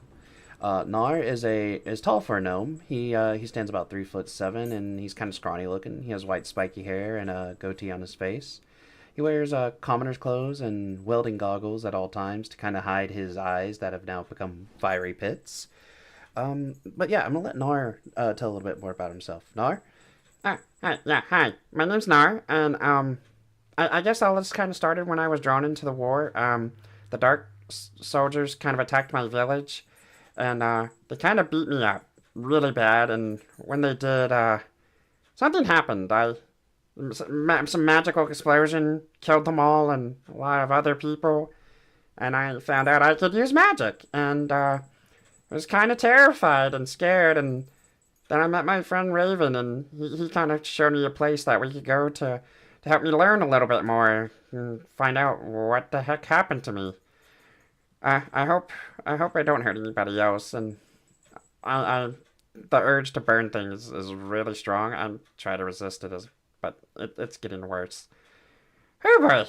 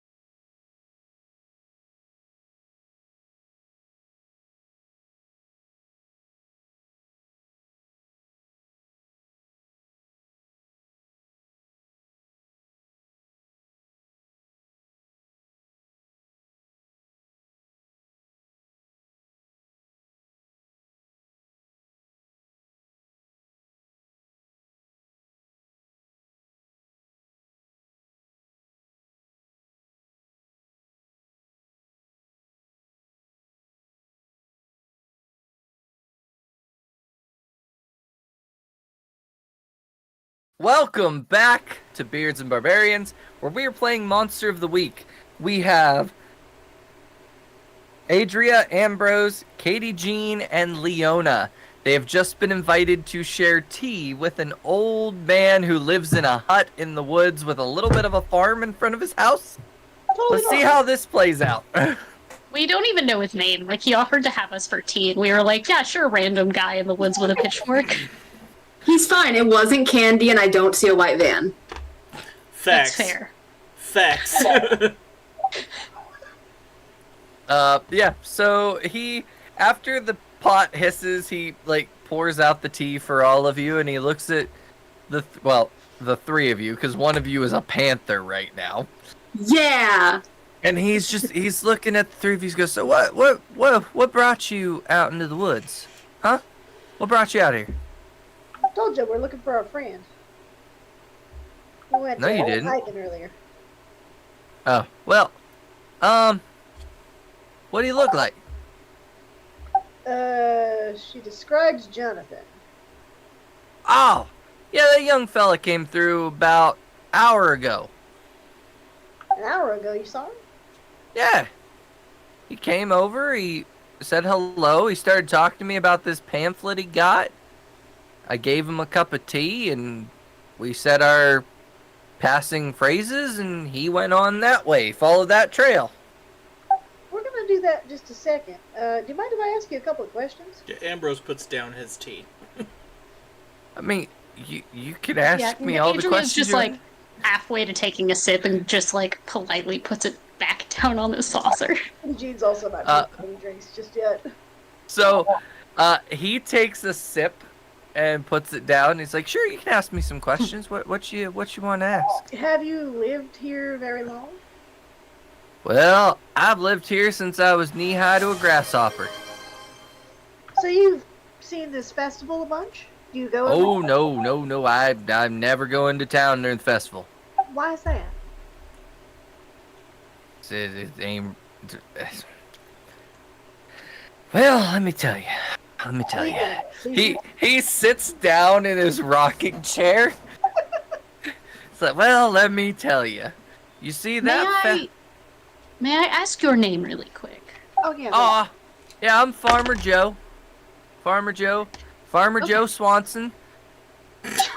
Hey, Peter. Yeah, Farmer Joe Swanson. Yeah, that's my name. But yeah, anyway, the festival. No, I ain't never been allowed to participate in the festival. My mom and pa always said it was bad juju to go in there. And during the festival at night, you stay indoors. You don't go walking about. But I heard the rustling from all of you. So I got came out to tell you to get back to safety. Did they ever? No, you go ahead. So, you say stay inside during this festival. And then you said you've lived here since you were a child. Has the festival been going on as long as you've been alive, or is this kind of a more recent thing? Well, the festival's over 300 years old. Yeah, that'll do it. Yeah, it's weird. It's always 7 days, never deviates. They always have 7 events, and it happens every year. But every 7th year, it's a special year, and they invite a whole bunch of out-of-towners. It's weird. I don't go into town for it. I stay out here. Is he being truthful? Everything he is saying is 100% what's in his mind. Okay. Did your parents ever give you a specific reason as to why you shouldn't be walking around? Like, I know you said it was bad juju, but was there like any specific reason? Like you don't go into a forest and whistle reason? Sorry. Why would I go into the forest and whistle? Whatever. Right. So, sorry. So, no. Okay. So, now I'm gonna show you something that I don't show a lot of people, but because you seem nice, you seem like you're asking out of sincerity here. Let me tell you this one. So when I was about 15, that was back when the big house was still up and functional. It's collapsed since then, and I live in the hut now, but, yeah, I snuck out one night during the festival. I was gonna go into town and see the festival, despite what my parents said. I got about halfway to town, and I heard this unnatural shriek from the sky. And then I saw this figure in the walkway in front of me. And I'm a farm boy. I'm strapping. I'm big. I thought, well, if this guy wants to tussle, we'll tussle. Well, let me tell you. And he pulls up his shirt, and you see these 3 distinct, deep claw marks across his chest. He goes, it hit me once. I ran, and I ain't never gone out at night during the festival unless I hear people in the woods, and that's just to tell them to get indoors. We should probably go find Jonathan. Yes, but real quick before we go, I don't mean to be invasive or oppress your privacy and none, but do you mind if I take a closer look at those scars of yours? I mean, sure. I'd like to see if I like can identify what kind of monster might have made. Since I've hunted a lot, if I could investigate to see if we can have any indication of what could have done this. Yeah, that's one of your moves, isn't it? Kinda. Let's see. I've got experienced huntsman. It does say after finding physical evidence of the monster or hearing a detailed eyewitness account of it, roll sharp. All right, yeah, roll sharp, and that is which one? That's experienced huntsman is the skill. Ooh, I rolled 2 6s, so I got a 14. Oh, hey, experienced up. huntsman. You may ask 2 questions from that list of questions underneath, and I have to give you the information. Okay. Pick carefully. Let's see. What environment would the monster prefer to den in? Let me get back to where the heck are my notes. So from what you can tell about this claw mark, this is I don't know. Give me 1 second. Den in. I'm gonna say pick another question, because you don't recognize this as anything that has a den. Okay. Then what does the monster... Let's see. What is its main method of attack, then? It appears based on his story and the claw mark on him, it seems that it makes its presence known before it attacks. Like, it wants you to see it coming by the information. So it makes its presence known with some kind of shriek, and then it appears in front of them, and that's based on the testimony that he is given. Okay. Like I said, because it doesn't have a place where it dens, I'm gonna let you pick another question. I'm gonna be nice. I will ask then, would I be able to identify what one of the monster's special powers is? Based on how deep this cut is, you can tell that it is either extremely strong or has extremely sharp claws. Okay. Well, I can see that must have been mighty frightful for you. This doesn't look like it's a particularly nice beast. Well, when I reported it to the town, they told me it was a bear. Now, I've seen bears. I know bears. No, This wasn't no bear. No, I don't What think it's worth, it would be. friend, I believe you. Go ahead, Austin. I said, no, I don't think it would be.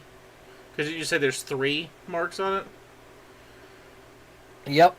Yeah, apparently, cousin, the sheriff not only is a massive dick, but he can't count. Well, this was... How'd you know it was the sheriff? Like, oh, well, you are aware that the sheriff now ain't in the sheriff from when I was a kid, right? That was his grandpa. Oh, it's a family trait. Oh, the sheriff. Yeah, it's always been the same family. It is the... Really? God dang notes. That's the Harrison family. John Harris. John Harris. The sheriff is always John Harris. Every sheriff has always had one boy, one girl. They always name the boy John. They always name the girl Sarah. Girl doesn't happen to be like the deputy, does it? No, the girl. No, there's one time when one of the Johns passed away that the girl took over. But usually they leave town and do something else. I don't know what they do. But it is always the boy, and his name's John. I believe we're on to John Harrison, like the 8th or the 9th. I can't keep it straight. Well, either this is something strange or they are terribly unoriginal. Love, nepotism, and law enforcement combined. They're the oldest family in the town. Their family founded it. Founded it, you say? Yeah. Back when you were a kid, was law enforcement as unbothered by the disappearances then as they are now? There's never any evidence that there's a disappearance. They come out, they look around the woods, they find no remnants, they find no blood, they find nothing. And then people like me who claim to have been attacked, they say, oh, it's a bear. Most of the reports of the missing people are that they skipped town and just didn't want to be found.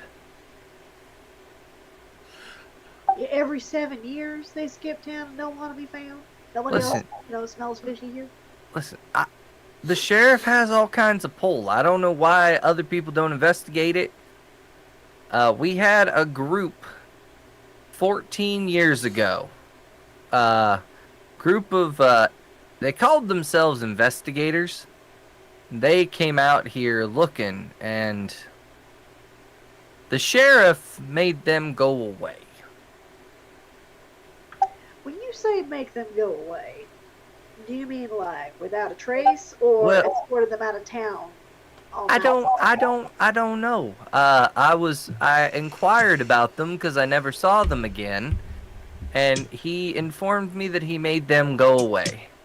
And if you try to do anything against him, he seems to never stick. I vote we go follow the path on which your friend seemed to go to for his final destination, I'm betting? Well, hopefully not, but I do think we should go find Jonathan right now. Let's go. While all of this conversating was going on, could I have potentially snuck away from him? From them? Horror movie 101. That's all I'm saying. Yes, you absolutely got away. 100%.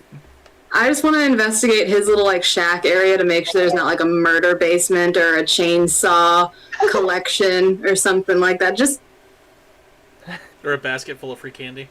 yeah, like not too far, but just far enough to kind of investigate this guy. Let's do investigate a mystery, which is plus your sharp, and you have that thing that gives you a +1. Yeah. So, go ahead. And so I got a +1 total to it. Let's go. Be nice. Okay, so that's a 7 total to 8. All right. That gives you 1 question. What happened here? What sort of creature is it? What can it do? What can it hurt? What did it go? What is going to do? What is being concealed here? I guess that's what you're asking is what is being concealed here? Either that or what is it gonna do? And if I see like some kind of planning, so either one of those I'd be completely happy with. I'm gonna say what is being concealed here. Cool. Go to my notes. I have notes. I am a good game master. Surprisingly. I'm enjoying it, so I'd agree. Where are my notes? Clues. Where are the list of clues?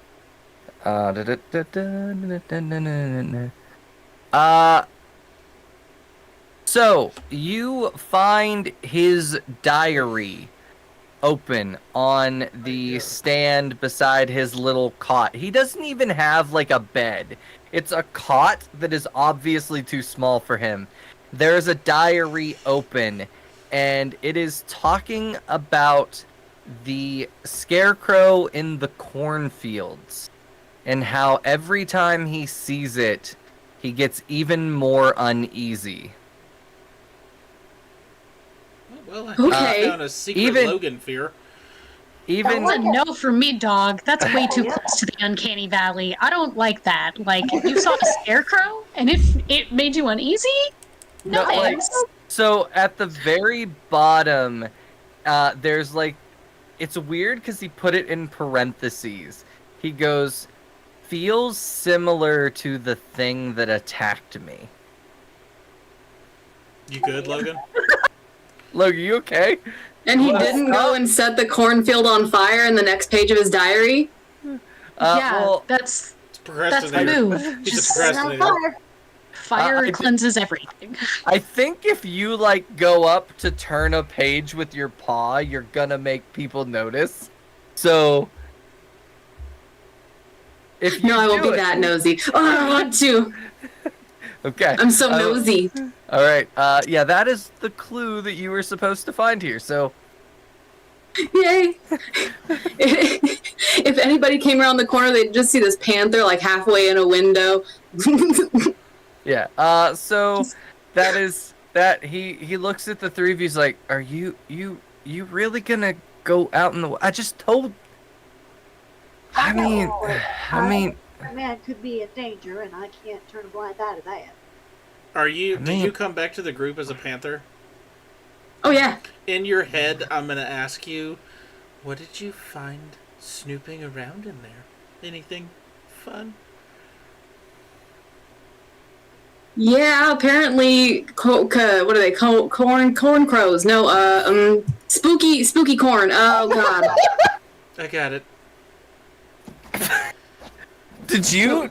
So did Lynn forget what a scarecrow is, or was it the panther? That was the panther. The zero sharp score. That was really good because I literally thought you couldn't figure out what scarecrow. No, I just thought it'd be funny if, like, because that's when talking great. out loud to someone, you can find your words, but in your head, they're gonna just hear the nonsense that goes on inside your head. Yeah. He just looks at you. He's like, well. If I see you again, I see you again. If not, I'm sorry. Can I maybe... You know what? No, I'm going to say this to the hunter. In your head, you're going to hear, if I perhaps give a trigger word, are you good at reading expressions?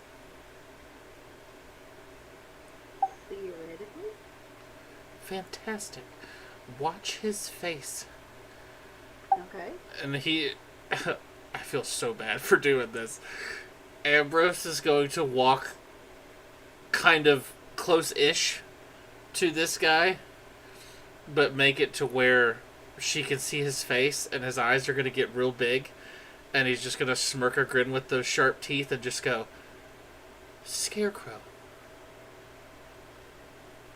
I'm watching this guy's face real close. His face kind of sinks a little bit, and he just looks at you, Ambrose, and goes, what did you say? Scarecrow. What does that mean to you? Well, I think you all have overstayed your Dogs welcome. comforted me, unlike you. Is that what he says? He legitimately is like, well, I think this is where you all head back to town. Where's the cornfield?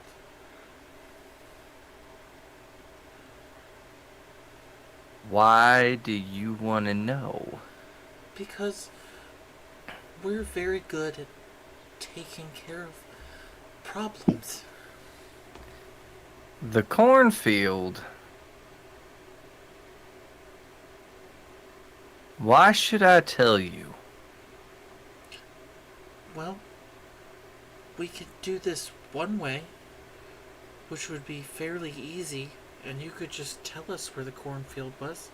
Or we could make it a little bit more difficult for you. Roll manipulate someone. That is plus your charm. Come on, dice! I might like to interject here. That's a 9. A 9. I wanted double 6s on that one. I even broke my monotone for this. So, he looks at you, and he just kind of gets this look on his face. He goes, your funeral. He points to the path that Jonathan went down. I was afraid of that. Thanks. I've already had one of those, and it was amazing. One more shouldn't be too bad. And then Ambrose is going to walk away. Good lord, here we go. Thank you for the information and for the tea. I am sorry for making you uncomfortable. I said we're done here. Yeah, we're done. Yeah, Adria's just gonna continue on down the path that was pointed to them. Just like, there was a lot that was said just then. Yeah? We're all in agreement that that scarecrow isn't actually a scarecrow, right? Well, 100% there's a problem here. Okay. Have I ever heard of a critter like this? Like a scarecrow that attacks things or people? really Like a scary scarecrow. The scariest crow. Spooky corn, which is my favorite right now. Yeah, the spooky corn. I'm gonna let you roll your experienced huntsman again. Okay. And we'll see if you've heard anything like this. Beware the spooky corn. New t-shirt, coming soon.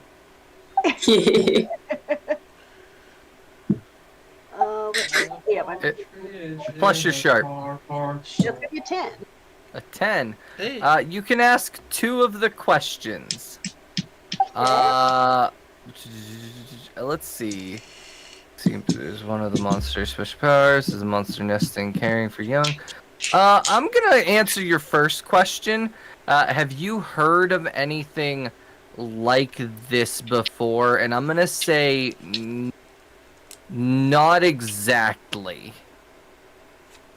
like you've heard of scarecrows coming to life before, like being animated, but this feels different.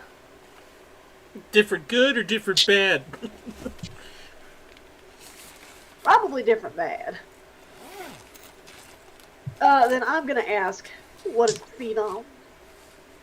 It appears it feeds on 8 victims every 7 years. Well, there's a heckin' surprise.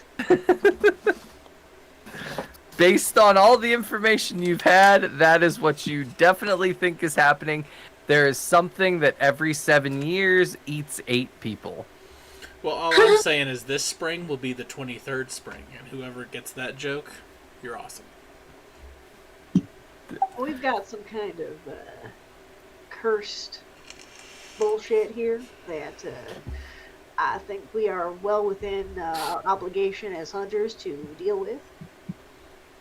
I'm already trying to walk down the path. Does anyone care to join?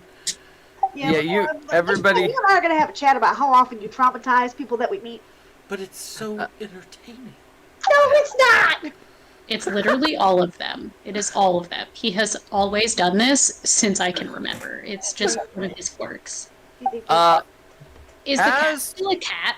Or did the cat turn back into a human to tell us what they found? Or are they still a cat keeping that to themselves? I think it would have been really funny if I came back as a regular sized cat to make this guy just really question his perception of life. That would be back to normal cat size. No, but yeah, still cat. I was thinking like probably trying to like sniff around and listen with my little cat ears. So as you guys proceed down the walkway, I'm gonna say the cat form has better hearing. I sure hope so. So you hear what appears to be wings flapping. There's a bird! I knew it!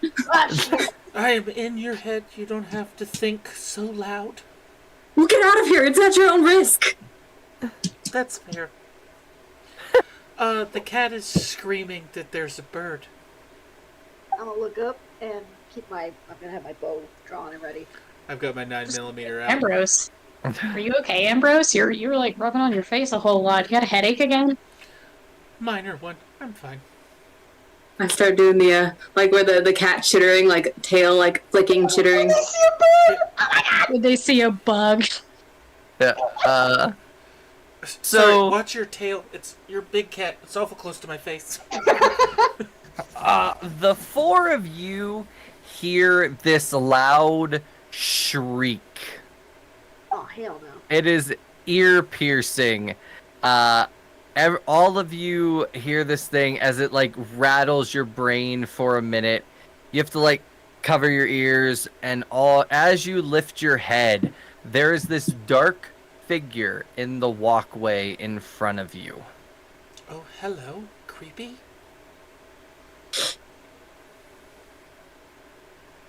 Wait, I got my bow ready, like a fuck.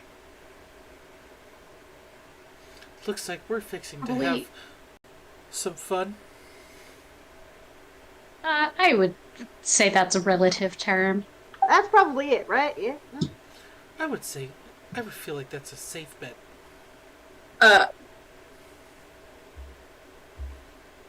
You see it starting to walk towards the 4 of you. Oh, the scarecrow? This does not look like a scarecrow. This looks like exactly what the old man described attacked him. I'm gonna jinx it. Hold still. Alright, what does Jinx do? Oh, gotta get to the other one. I gotta find it. Jinx. You can encourage coincidences to occur the way you want. When you jinx a target, roll weird. On a +10, hold 2. On a 7 to 9, hold 1. On a miss, keeper holds 2 over you to be used in the same way. Spend your hold to interfere with a hunter, giving them -1 forward. Help a hunter, giving them +1 forward. Interfering with the enemy. Interfere with the monster. Interfere what the monster's trying to do. Inflict a harm to the target due to an accident. The target finds something you left. The target loses something that you will find soon. Okay. So make that roll and we'll see what happens. Ooh. Boo. 8, 9, 10. All right. You hold 2. What are you doing with them? So I am going to. We're in a wooded trail, right? Yeah. So I'm going to inflict 1 harm because of a tree branch breaking and falling on top of the target. Okay. And then I'm going to give the hunter 1 forward. All right. I guess since this is there's no initiative in Monster of the Week, so all of you get 1 thing you can do before before anybody else. So like that was Austin's. So who wants to do something next? Is it close? The branch hit it, and it looked like it hits it, and it looks like it like stuttered for a second, but it's still continuing to move towards you. I recommend somebody shooting it, please. I'm intending. Is it? Well, that was the thing. Is like, is it close enough for me to use my shotgun? What it? Bring it in the I would say it needs to be a little closer. Okay. My bow is listed as A bow would definitely. It's listed as close, but I do have a hunting rifle. I would say if you were walking around with your hunting rifle, people would be asking questions. So I don't know that you have that readily available, unless you picked it up to come into the woods. But I would have geared up, but like to go into the woods. But like I'd certainly have my bow on me if nothing else. So, Game Master, is that what you are? Yeah. So, I, as a gun enthusiast, which I'm assuming that the hunter would be, there are certain platforms that would fold that she could easily keep in a backpack, like an SBR type thing with a foldable stock could easily fit in a backpack. All right. So I would say you can use your bow, or you would have to start getting your gun out. All right, we'll start with the bow. Okay. And what I know you gave me +1 forward, and this is my first time with this system. So what does +1 forward do for me? So right now you're about to make a roll that is called Kick Some Ass, which is where you roll plus your tough. He gave you a +1. Okay. So +1 forward is just to like whatever stat I choose to use for my next action, basically. It's just an extra +1. Yeah. Gotcha. Yeah. All right, I'm gonna shoot it. Just kick some ass, maybe. Hey. 7. All right. So on a 7+, you and whatever you're fighting inflict harm on each other. The amount of harm is based on the established dangers in the game.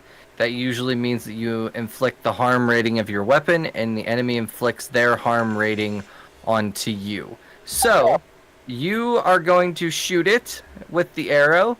The arrow sinks into it. You see it kind of stutter step backwards, but immediately... let me find its stat block. There it is. Where are its attacks? If my mother-in-law wasn't asleep, I'd be giving you sound effects right now, but those monster screeches are loud. You feel this... You see it, the arrow hit it, and all of a sudden, it just flings something off of its hip that hits you in the shoulder. Take 2 harm. Oh, shit. I will tell you of a mechanic that has not come up yet. It is called luck. you can decrease a wound you have suffered to 0 harm by spending a luck point. Now, if it's a campaign, you don't want to burn through your luck, because once you're out of luck, it's bad. Like, the game master, the keeper, is supposed to target you a lot, because it means you're out of luck, you're going to die soon. But in a one-shot, you can burn through them all you want. So if you want to avoid that harm, you can spend a luck. It's early yet, so I think I should spend a luck. Okay. I'm just gonna roll very, very quickly to the side, just under it. Yeah. Swearing loudly. Well, shit. So who's going next? Leona or Katie? Yeah. Or not Katie, Adria. Okay, good. You can go first. Okay, I was just gonna say that I wanted to kind of take a protective stance and like run forward a couple steps and like hiss and like paw at the ground, kind of like with my claws, kind of thing. So I would like try to protect them. So if it keeps coming straight up the path, it would hit me first.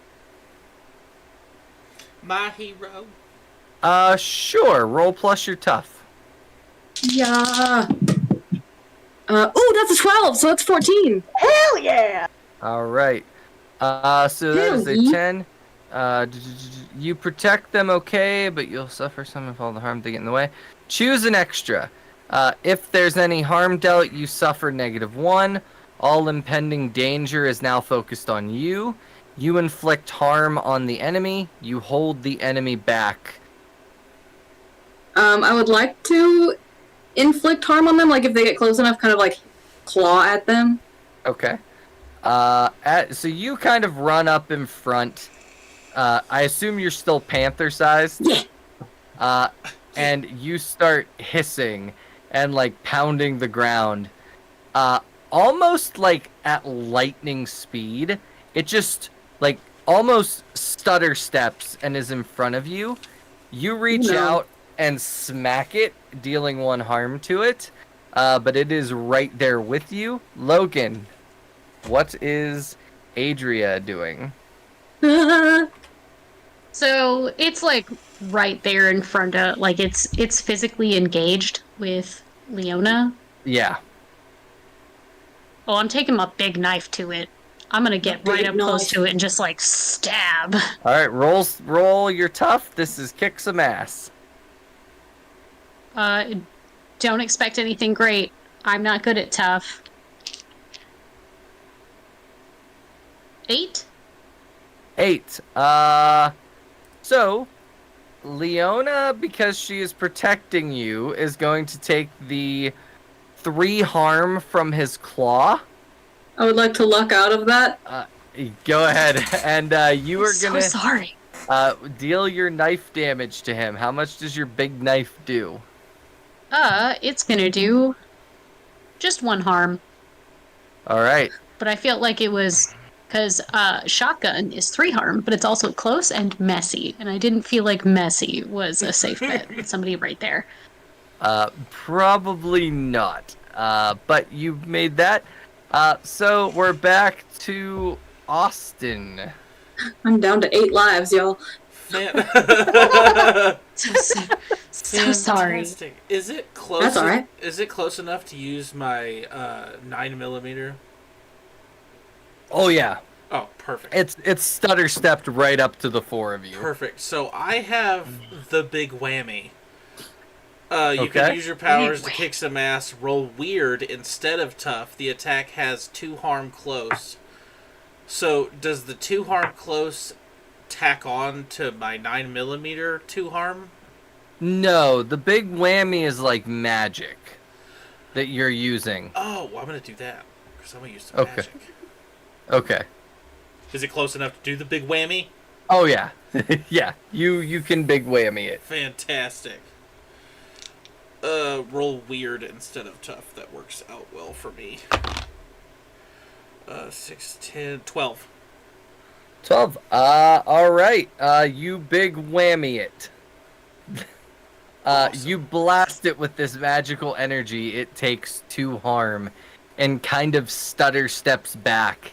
It looks, even though you can't see like facial features, it it almost is giving this aura of surprise.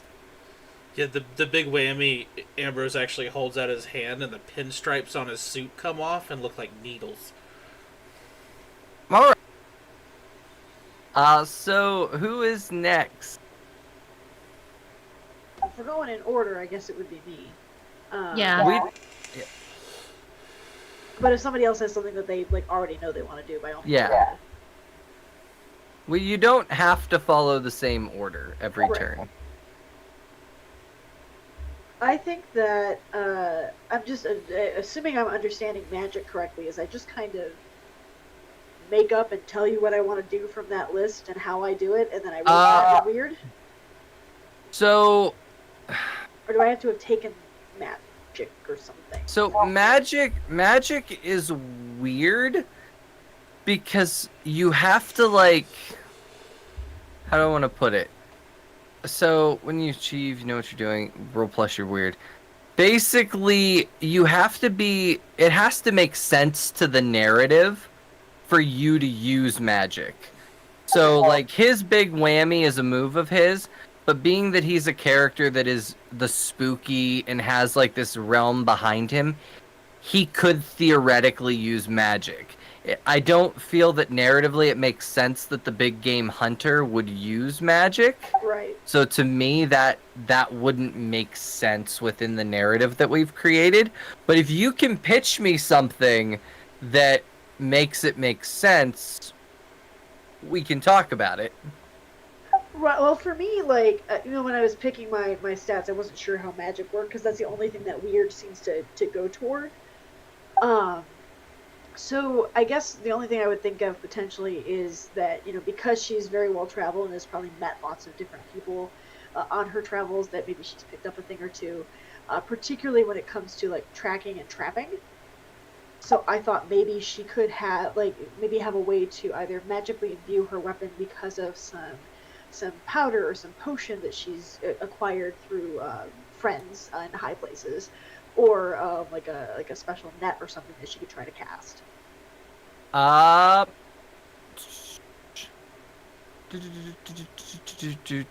So there's stuff. I'm gonna say you can try it. Okay. I will give it a go. I want to try and subdue this thing, so I want to toss like a net at it, like a magically imbued net that will hopefully like slow it down. Okay. Roll plus your weird. I have no illusions of like absolutely capturing it. I just don't want it to hurt us anymore. Plus my weird 10. 10. The magic works without issues. Choose your effect from the list of effect. Do you have the reference sheet open, or do you want me to read? Yeah, it says like trap a specific person, minion, or monster, which is what I was kind of thinking of. All right. So you throw this net imbued with magic, and this monster appears to be wrapped up within it. And Can I get a good look at it? It is panicking and struggling. I'm gonna say it's still cloaked. Okay. So you guys would have to actively try to like lower its hood.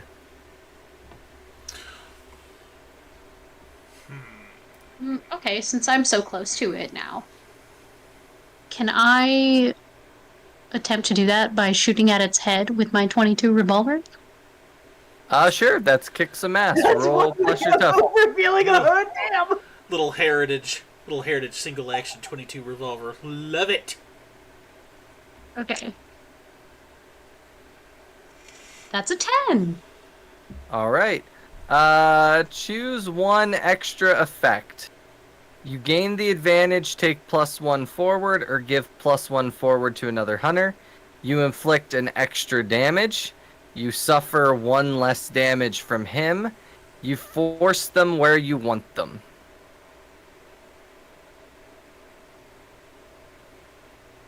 No I'm pressure. gonna say if you want the hood to come off, you need to force them where you want them, but it's That's where I gonna was- attack yeah. you back.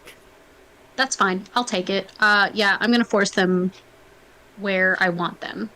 So as you shoot it, the hood flies back, but its arm reaches out of the net and slashes you for 3 harm. I'm gonna use a luck point and reduce that. That's a lot of harm, man. We don't have a lot of those boxes, Steve. Nope. This is a one-shot. This is a powerful monster. As you reveal the hood, or as the hood is there, it is a very disfigured face. It almost looks kind of like it's carved out of wood. Like it's mannequin-esque. Oh no, now I'm out. You got Logan and now you got me. I don't do that. Uncanny Valley called. They said they want their horror back. The thing that is most peculiar about it is its eyes are distinctly human. Pass. I don't like that. Pass. No. Pass. Pass. Hard pass. We're fighting a mannequin doll with... Stop talking. Stop talking. Big Magnus Archives. So now it is Leona. I have a weird fear about ventriloquist dummies. I would like to try, since I got my claws in him last time, I'd like to try to pull him off his feet now that the net's on him. Okay. That's still gonna be kick some ass. So. Okie dokie. No, that is 5 total. 5 total. Perfect. So now I get to make a move. It is going to let me find my reference pages. That 12 earlier really got balanced out. Yeah. That's like when you have disadvantage in D&D and you roll a 20 on one dice and your disadvantage is a natural 1. It's the worst. Yep. I had a 1 and a 2. Oh.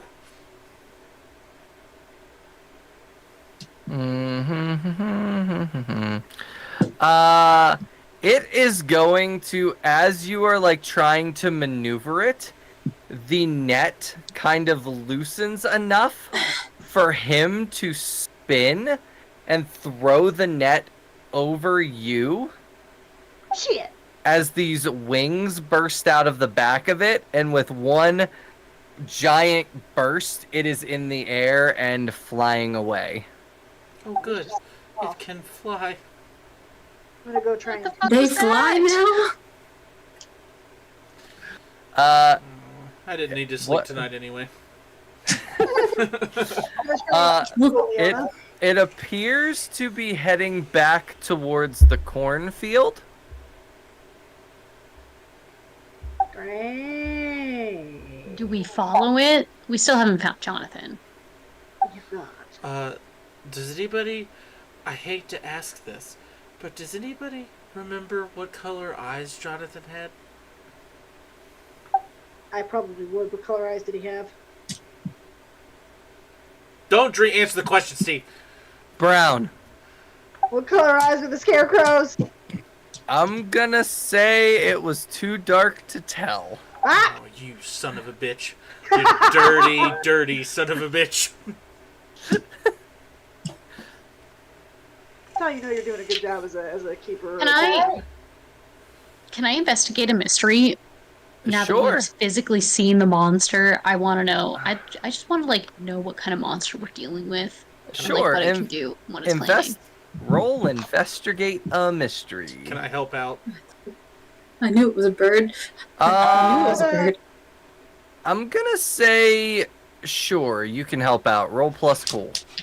And that's a sharp? Well, let him roll first to see if he helps you. 2? 11. 11. That's a 2. You get a +1. Nice. Okay. Oh, So it is sharp? Yes.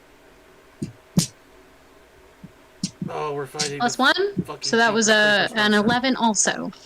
Alright, you can ask 2 questions from the list of questions. Do you have those, or do you need me to read them? Yeah, I've got him. Yeah. What Okay. kind of monster are we dealing with? What sort of creature is it? So based on everything you are gathering, you're kind of looking at where it was shot. There's no blood. It does not seem to be. It seemed like it was being affected, but it's almost like these attacks weren't doing much to it. It seems to be some form of construct.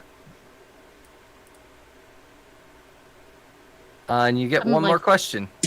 Okay. What can it do? What can it do? Well, I feel like we kind of know what it's planning. Like, it wants those people to be sacrificed to it, or like the thing that it serves. And so, if we kill it, I'd like to just know what we can do, like what it can do, so we can. You could also ask what can hurt it. Oh, can I? That's one of the questions. Oh. I took my move section straight from my sheet, so I don't know why that was not on there. Yeah, I want to know how we can kill it then. Instead, I don't care what it does if we can kill it. What can hurt it? Based on what you've seen, that face was very wooden. So it seems to have very wooden features, and wood normally gets beat by fire. Okay. As I'm working out this train of thought, I'm verbally telling the rest of my group the thought process as I think it through. Like what kind of monster we're dealing with, and like what we can do to take it down. Fantastic. All right. I left my flamethrower in my other pants.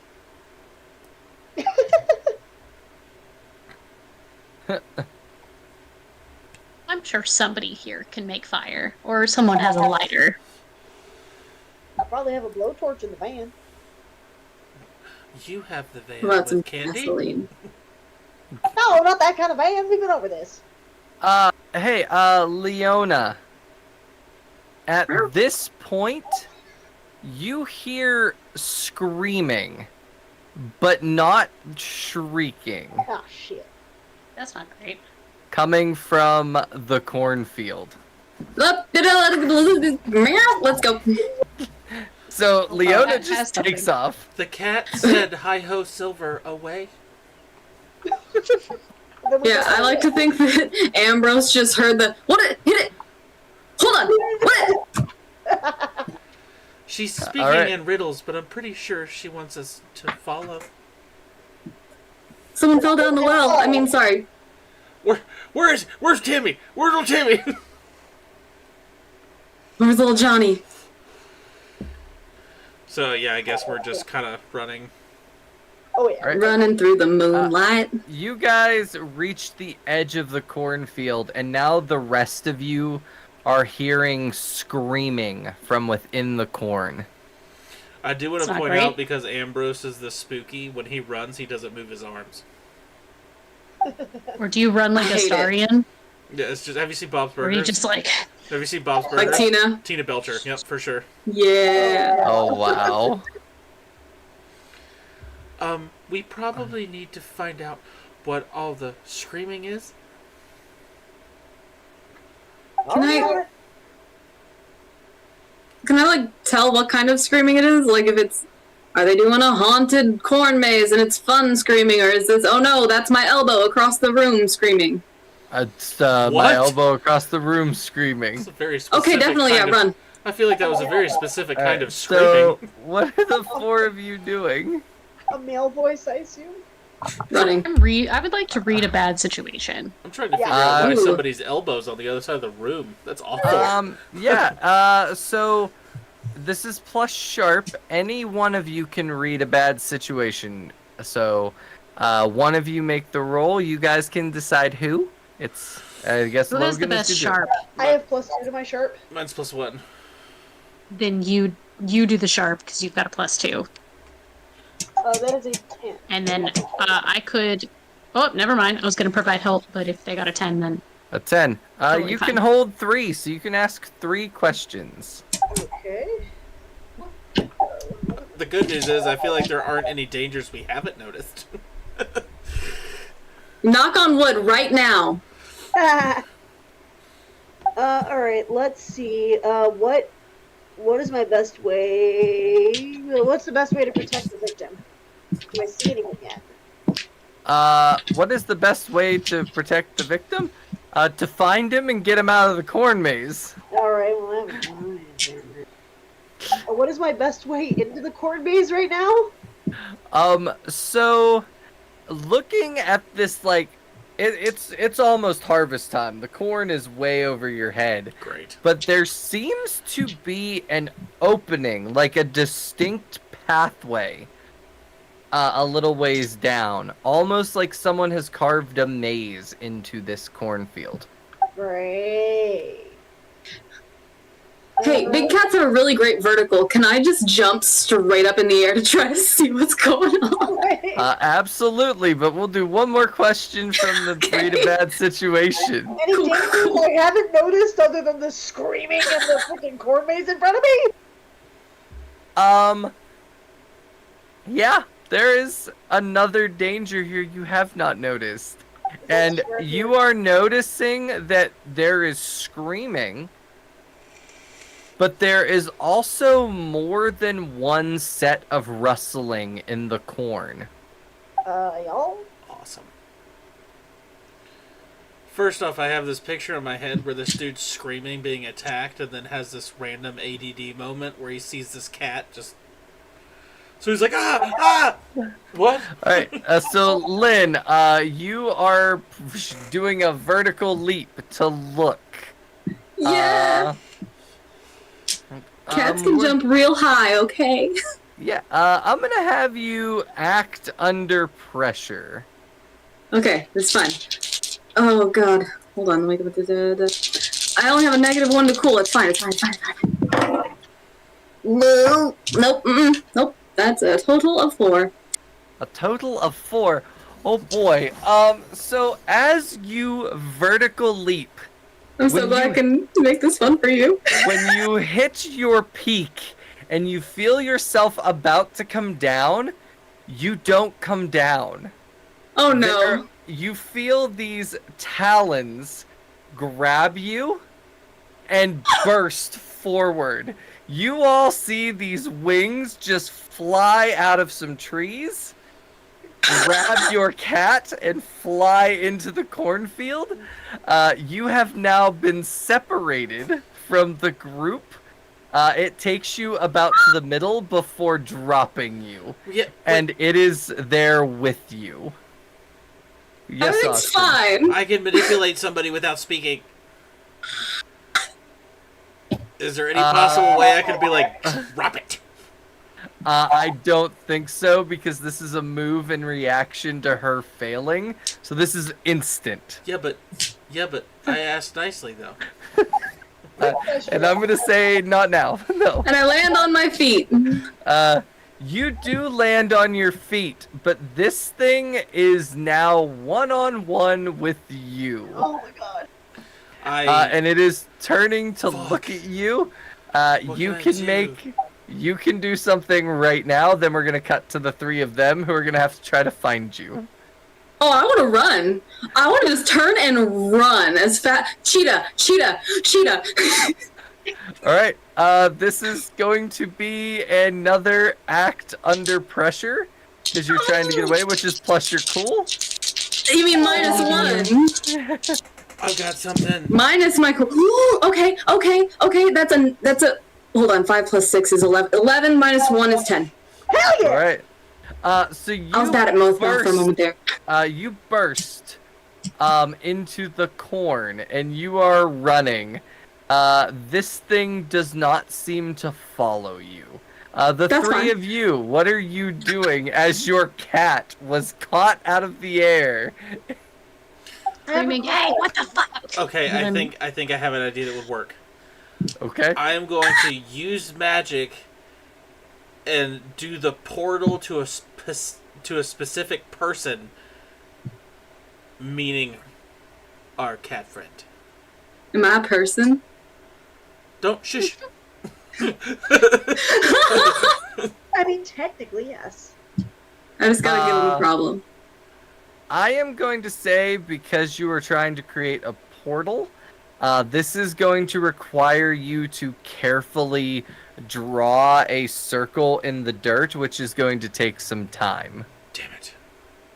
But you can do it. It's just gonna mean other things are gonna unfold while you're doing it. Portal's done. I appear outside of the corn. Hey! Damn it. I don't want to do that then. Okay, I'm gonna use that. I'll use magic to enchant her hunting rifle. Okay. Roll plus your weird. Plus my weird. Let's do this. Weird. 3 is 6. Plus my weird is 2, so 8. 8. Okay. Be nice. Though it works in perfectly, choose your effect and a glitch. The keeper will decide what effect the glitch has. Alright, so you're choosing to enchant the weapon, which is +1 harm and plus magic, to the gun. You have to pick one of the glitches. The effect is weakened. The effect is short duration. You take 1 harm, ignore armor. The magic draws immediate unwelcome attention. It has a problematic side effect. All important decisions are made like this. So that's a 4. 1, 2, 3. Oh. The magic draws immediate unwelcome attention. So I'm gonna say, as you cast this magic, it sends like a bright flash, basically, that illuminates outward into the cornfield. And all of the rustling that was initially being heard has now stopped. You hear a screaming of, "Help, I'm over here! I'm over here!" And it is the voice of Jonathan. The big flashy light was my bad. That doesn't normally happen. Well, I know we're here now. I'm gonna go. So, real quick question: could I tell? It happened so fast when it swooped in and grabbed our cat. But could I tell whether that was the same creature that we had fought?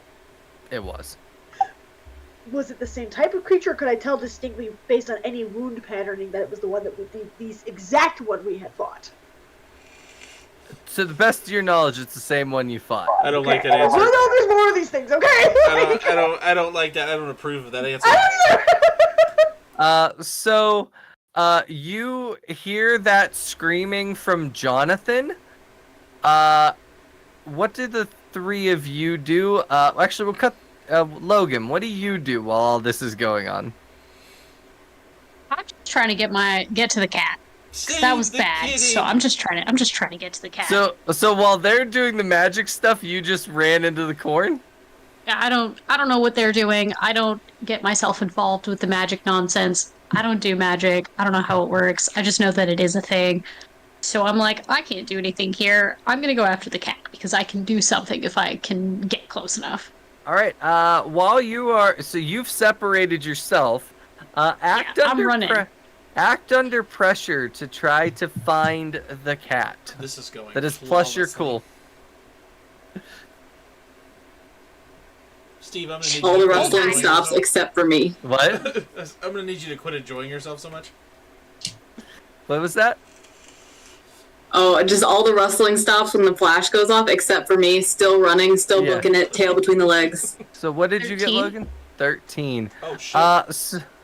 So you are you're running through the cornfield, and it's one of those comical moments where, like, you burst into an opening that looks like one of the maze, and the cat just bursts out beside, like, and the two of you meet eye to eye. There you are. That face is amazing. I love it. That's the exact face a cat would make if they just like got startled suddenly. Like, So Did anybody all else hear of you- John Candy off of The Great Outdoors? Big Bear, chase me! So the four of you are hearing this screaming, Let's go. and then it stops. Like it stops, but it's not like an abrupt stop. It's almost like when you're screaming for help and then someone shows up, and you're like, oh, okay. So there's this brief moment, and then a gunshot. Fuck! Yeah, I'm gonna go running toward that. I'm gonna look at the cat and then I'm gonna start running towards the noise. This poor cat is gonna be so tired by the time we're done with this. That cat is gonna sleep for a day and a half. Uh-huh. Hell yeah. Like, listen, I'm gonna go take a cat nap. I'll be back. As soon as she sprints off, I'll follow after her. Let's go, y'all. I'm assuming I can follow the sound of the gunshot. Why are you Yep, saying y'all? It's just the two of us. You two, you were all heading that way. You guys come into a clearing. It is this giant circle that seems to be in the middle of the cornfield. There is a scarecrow with the scarecrow still attached, and you just see this young boy seemingly army crawling with a trail of blood behind him as the creature that you have been fighting is just about to grab him. I'm gonna shoot it. Okay. Anyways, I started blasting. Anyways, I started blasting. Roll kick some ass. Okay, and then I've got the additional harm from the enchantment. Oh, thank God. That is a 12. A 12. So you get to choose an additional one. So you're inflicting harm, and it is going to inflict harm back to you. And then you pick one additional thing to happen. If you're looking at the sheet. Yes, I am. Okay. So let's see. My rifle deals 3 harm to begin with, plus 1 harm already, so that's 4 harm total. Yeah. I'm gonna go with inflicting terrible harm, so an additional harm on top of that. So I'm gonna inflict 5 harm on this thing. All right. You shoot your gun. He goes, oh hell no! It blasts it. It actually kind of knocks it on its back, and it immediately hucks another blade at you. That is going to be 2 harm to you. Is luck shared collectively amongst us, or is that just my... No, everybody has their own luck pool. I'm gonna use some luck. All right. I would. Like I said, in a one shot, you might as well burn it all. But in a campaign, those are like gold. You don't want to lose them, because once you're out, it's over. Basically, it says in the rulebook that like the keeper is supposed to actively try to kill you. Yeah, So- it says when you spend a luck point, pick 1, decrease a wound you have suffered to 0. After you roll, retroactively change the result to a 12. When you have no luck left, bad things will happen to you. Bad things will happen to you. So you hit it. It kind of stumbles backwards. Who is next? Jonathan is looking at you like, help. Oh yeah, I would like to do the cat protection again and like kind of go run and like crouch over him facing the thing. Okay. So another protect. Plus I would like to also help out in the protect someone. Cool. Okay. So roll plus Cole first. 6. So... Alright, Lynn, roll your protect someone, because you're protecting Jonathan. Okay, that's a total of 11. 11. Yeah, 9 plus 2. So you're protecting them, and then choose an extra. I would like to try to harm him again. Let's go with the claws. Right. 1 harm is inflicted to him, but because Logan got that 6, My apologies, I suck. you swipe him as he is bursting past you and using his claws to slash Adria. Adria, you are taking 3 harm. You know what? Okay, I'll take it. All right, 3 harm. It's a lot, Okay. but I'll be okay. Okay. I hate it. I'm not dead yet. You're allowed to die! So the only person who hasn't acted yet is Austin. My criminal buddy. Ambrose. Ambrose is going to hold out both of his hands, and his eyes are actually going to start flashing white, and he is going to hex the beast. Okay. Do that thing you do.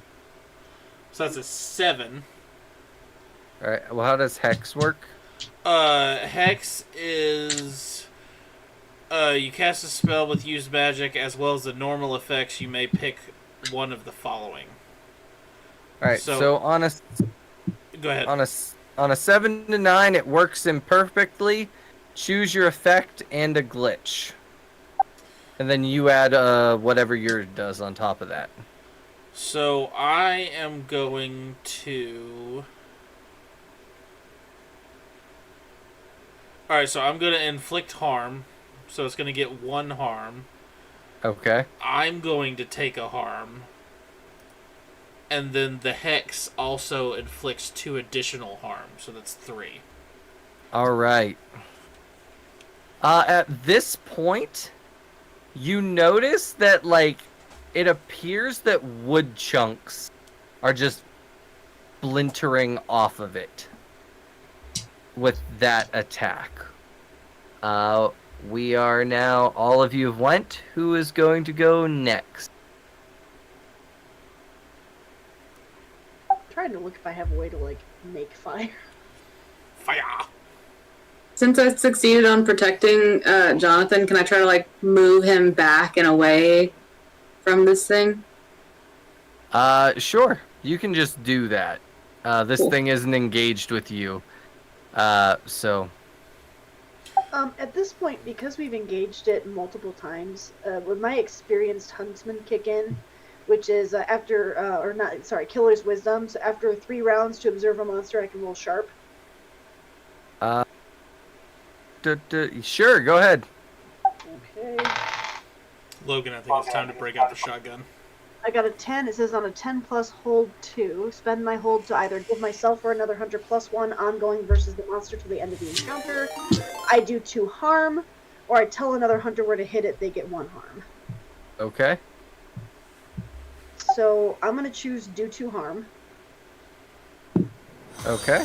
And then I'm also going to choose... I'm going to tell Ambrose where to hit it. And give Ambrose +1 harm. Okay. Yay! Hit it hard or do that thing you do! The one that I told you never to do on me again! Just kill it! Oh, okay. Alright, Ambrose, are you gonna go next, or is Logan gonna use her shotgun? I don't know. Logan, are you going to use your shotgun? Adria is I gonna was use her definitely shotgun. I was definitely gonna use my shotgun. I just wanted to wait until like the 2 people I was trying not to hit didn't accidentally get caught in the messy crossfire.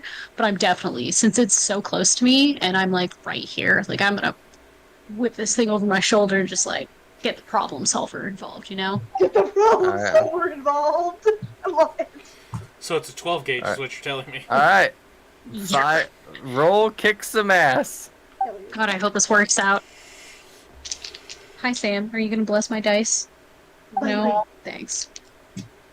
It's a cat, they don't bless. They don't. They do if they want to, but that's about the only time. 8? 8. So you inflict your damage, but it's gonna inflict some in return. Okay. So it is hitting you with its claw, which is 3 damage. How much does your shotgun do? 3 harm. Can I use a luck? I would recommend not it. take that at all. Hey, thanks. Comfy, my little man. Sorry, I'm fawning over your orange baby. No, he's okay. His name is Sandwich Von Loaf, but I call him Sam because it's just a less of a mouthful. He's ridiculous. I love that so much. He's obsessed with me. I'm sorry. I'm obsessed with him, so it's fine. That's Kailu's familiar. Yeah.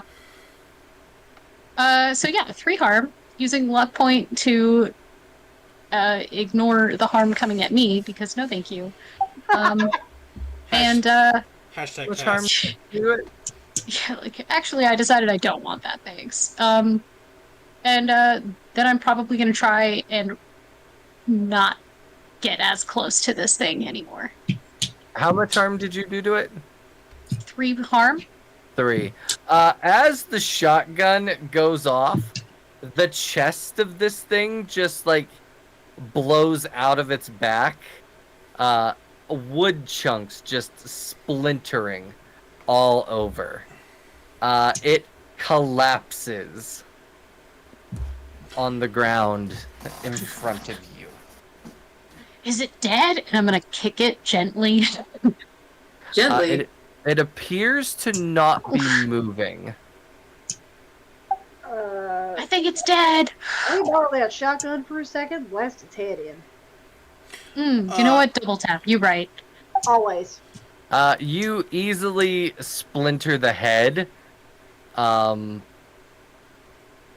thing that is weird about the head is when it splinters, is there's a brain inside of it. Oh, hell no. So just I didn't like chunks that. of brain just... I'm gonna. Ugh.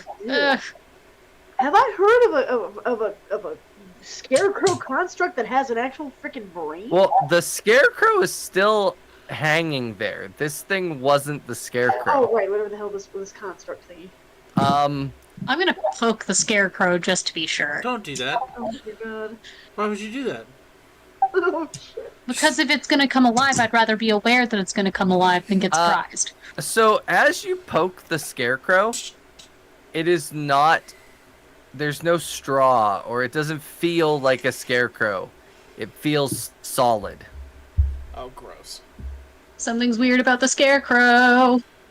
Ambrose is gonna take his 9mm out and shoot that fucking thing in the head. The scarecrow? Yes.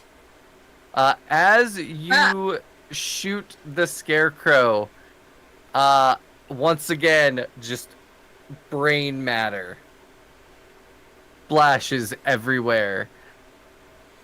This town has That's a weird not great. obsession with creepy things.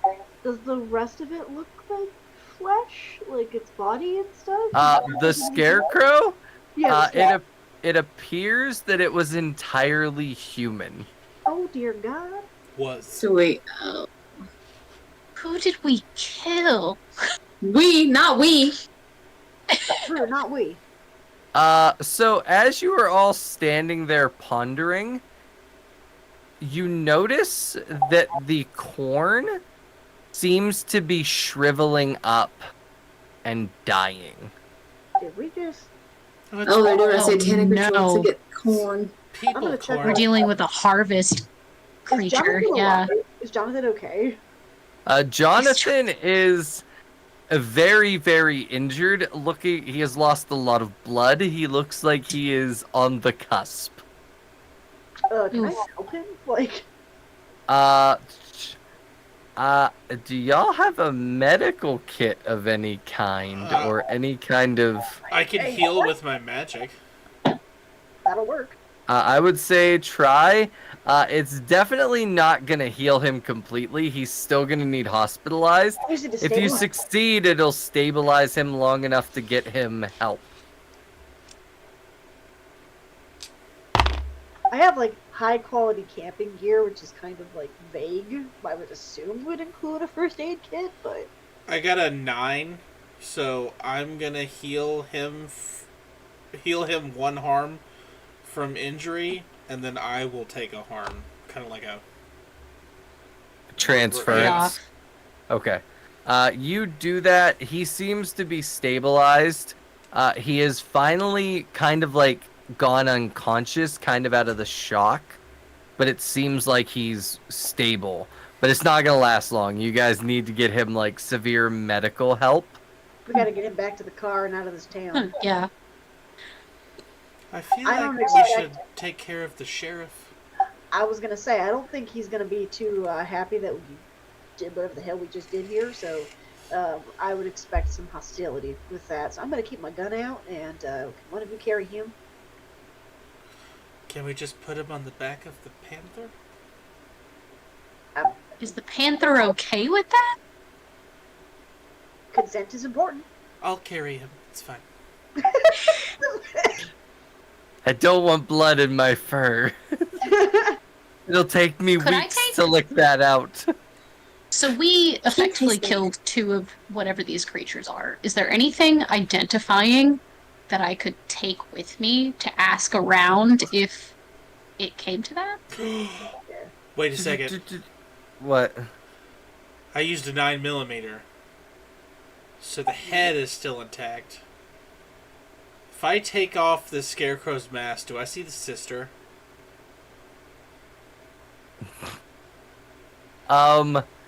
You take the mask, you take the hood off. There's definitely a woman hanging there. I knew it. Ah, shit. So much for the sisters leaving for vacation. Yeah, that makes a lot of sense now, doesn't it? Okay, so what I've gathered is that the sheriff's family has been sacrificing people to whatever the fuck to keep the crops going, and also their family members are getting sacrificed and made into like whatever the fuck those are. Did you This make is this terrible. That sheriff Did I- needs to die. What? Did you make this up, or is this like a module? This is inspired by several different things, which I will discuss after the stream. Oh, so you just But- one fucked up human, get it? No, there's a module in the Tome of Mysteries very similar, but I'm like, this is not good enough. So I took a lot of liberties. Nice. It's not good enough. Yeah. Love that. So I vote Not scary we, enough. I vote we talk to the sheriff. I also vote we bring the scarecrow back to town and drop it at the sheriff's feet. Well, that's gonna provoke him right away, so we better be ready. So sure. excited. You guys carry the multiple bodies back to town. You go to the sheriff's station and you plop down the bodies in the station, and the librarian is now the secretary she does the night shift. What do you have absolutely bodies killing for? What is this about? I was just gonna say, I want to make it clear that we drop Jonathan off into like the car and like make sure he's nice and safe first before we go do this. We're not like Okay. carrying Jonathan with us here. Yeah, like, yeah, I'm just taking like the with the girl to the sheriff's office. Slowly dying man. No. Right, Okay. right. Just trying to so- stabilize him before we do that. So you guys go into the sheriff's office and you plop this body down on the floor, and the old woman, what is this? It Where's was What? the sheriff? it was a scarecrow out in the field.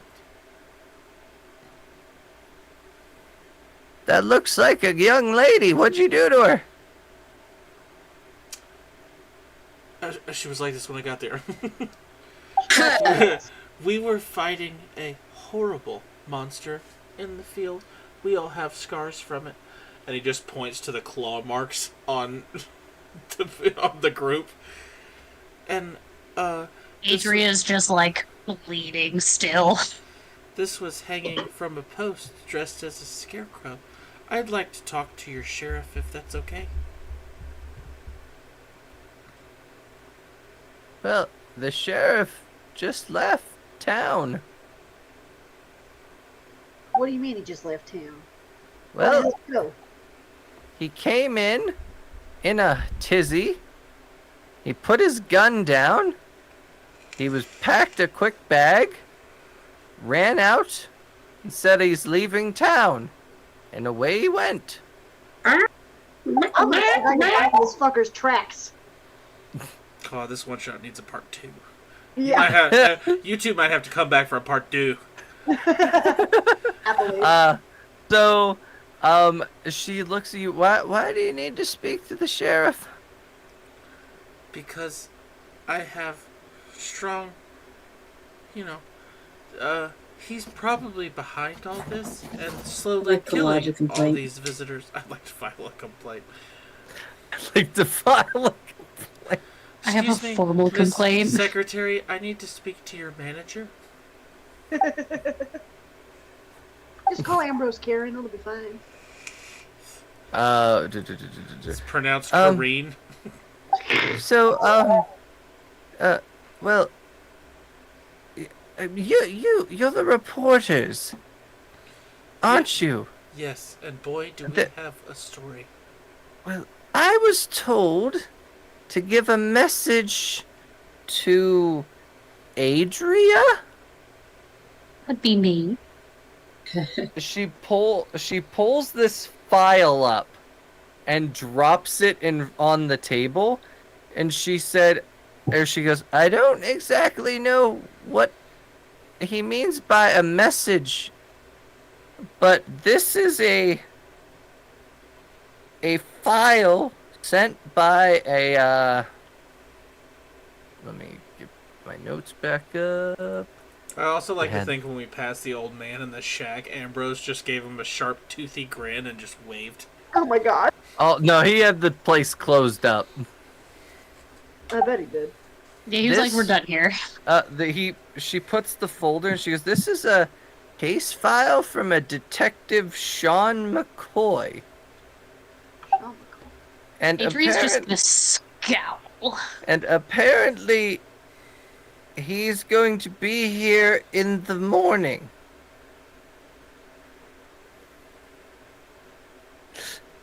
So, I don't know what that means to you, but...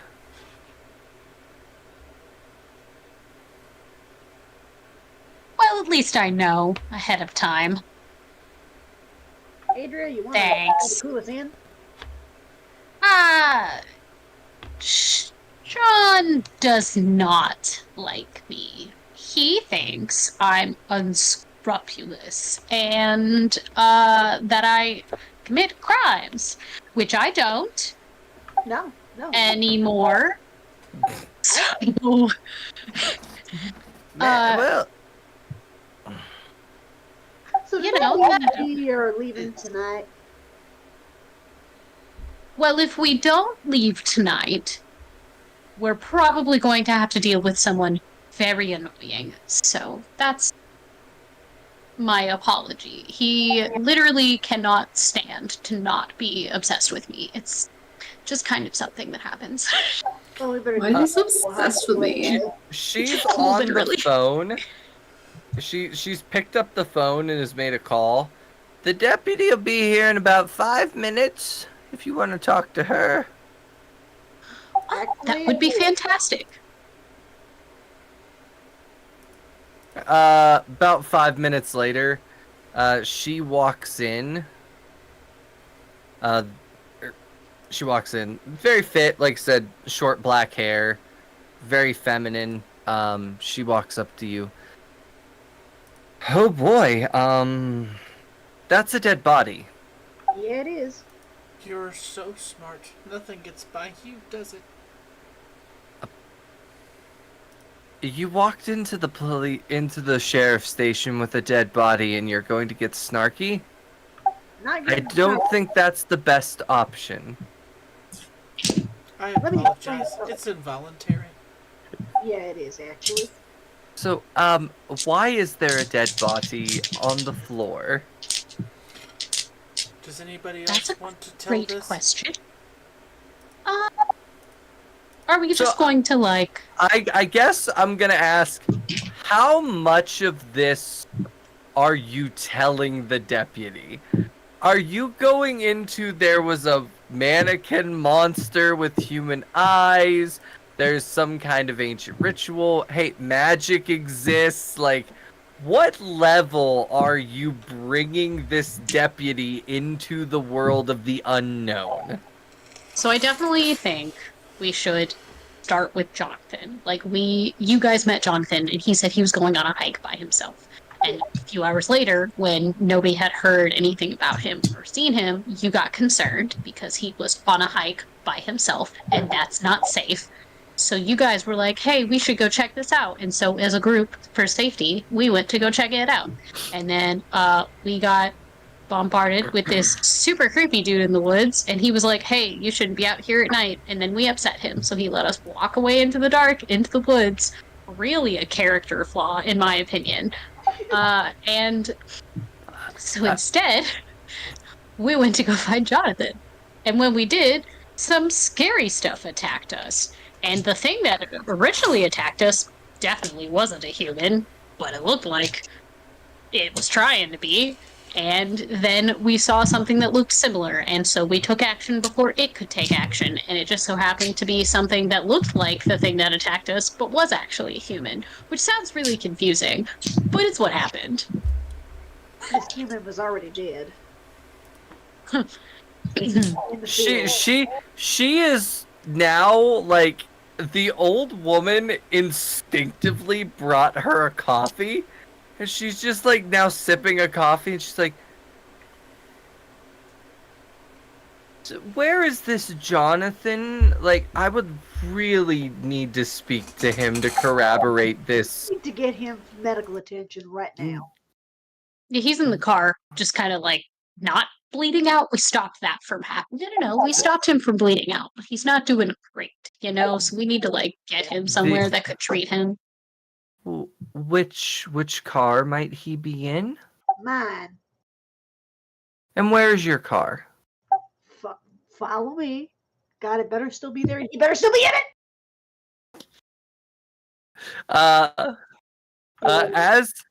As you I got worms on that shit. As you walk out, the back door is ajar. Jonathan is not there. And that's where we're going to cut it. That is the end. That's not great. That's not great. Cliffhanger for the future if ever we play again. If not, oh well, it will be a forever cliffhanger. Some shows end on the pilot, some don't. You never know. So anyway, this has been Monster of the Week on Beards and Barbarians. I am Steve, the Dragon X, the Keeper tonight. I want to thank Logan, Austin, Genesis, and Lynn Lawless. You guys have been amazing players. Thank you so much for letting me run this for you. And to everyone still watching, never, ever forget to embrace the insanity. Have a great night, y'all. We're gonna raid. We're gonna raid. I love raiding. All right.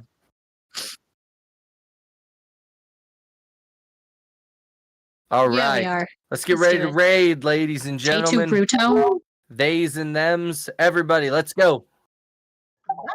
Raiding! Nice. Welcome aboard. I'm off. Full enough in order to get back as you begin to kind of sort of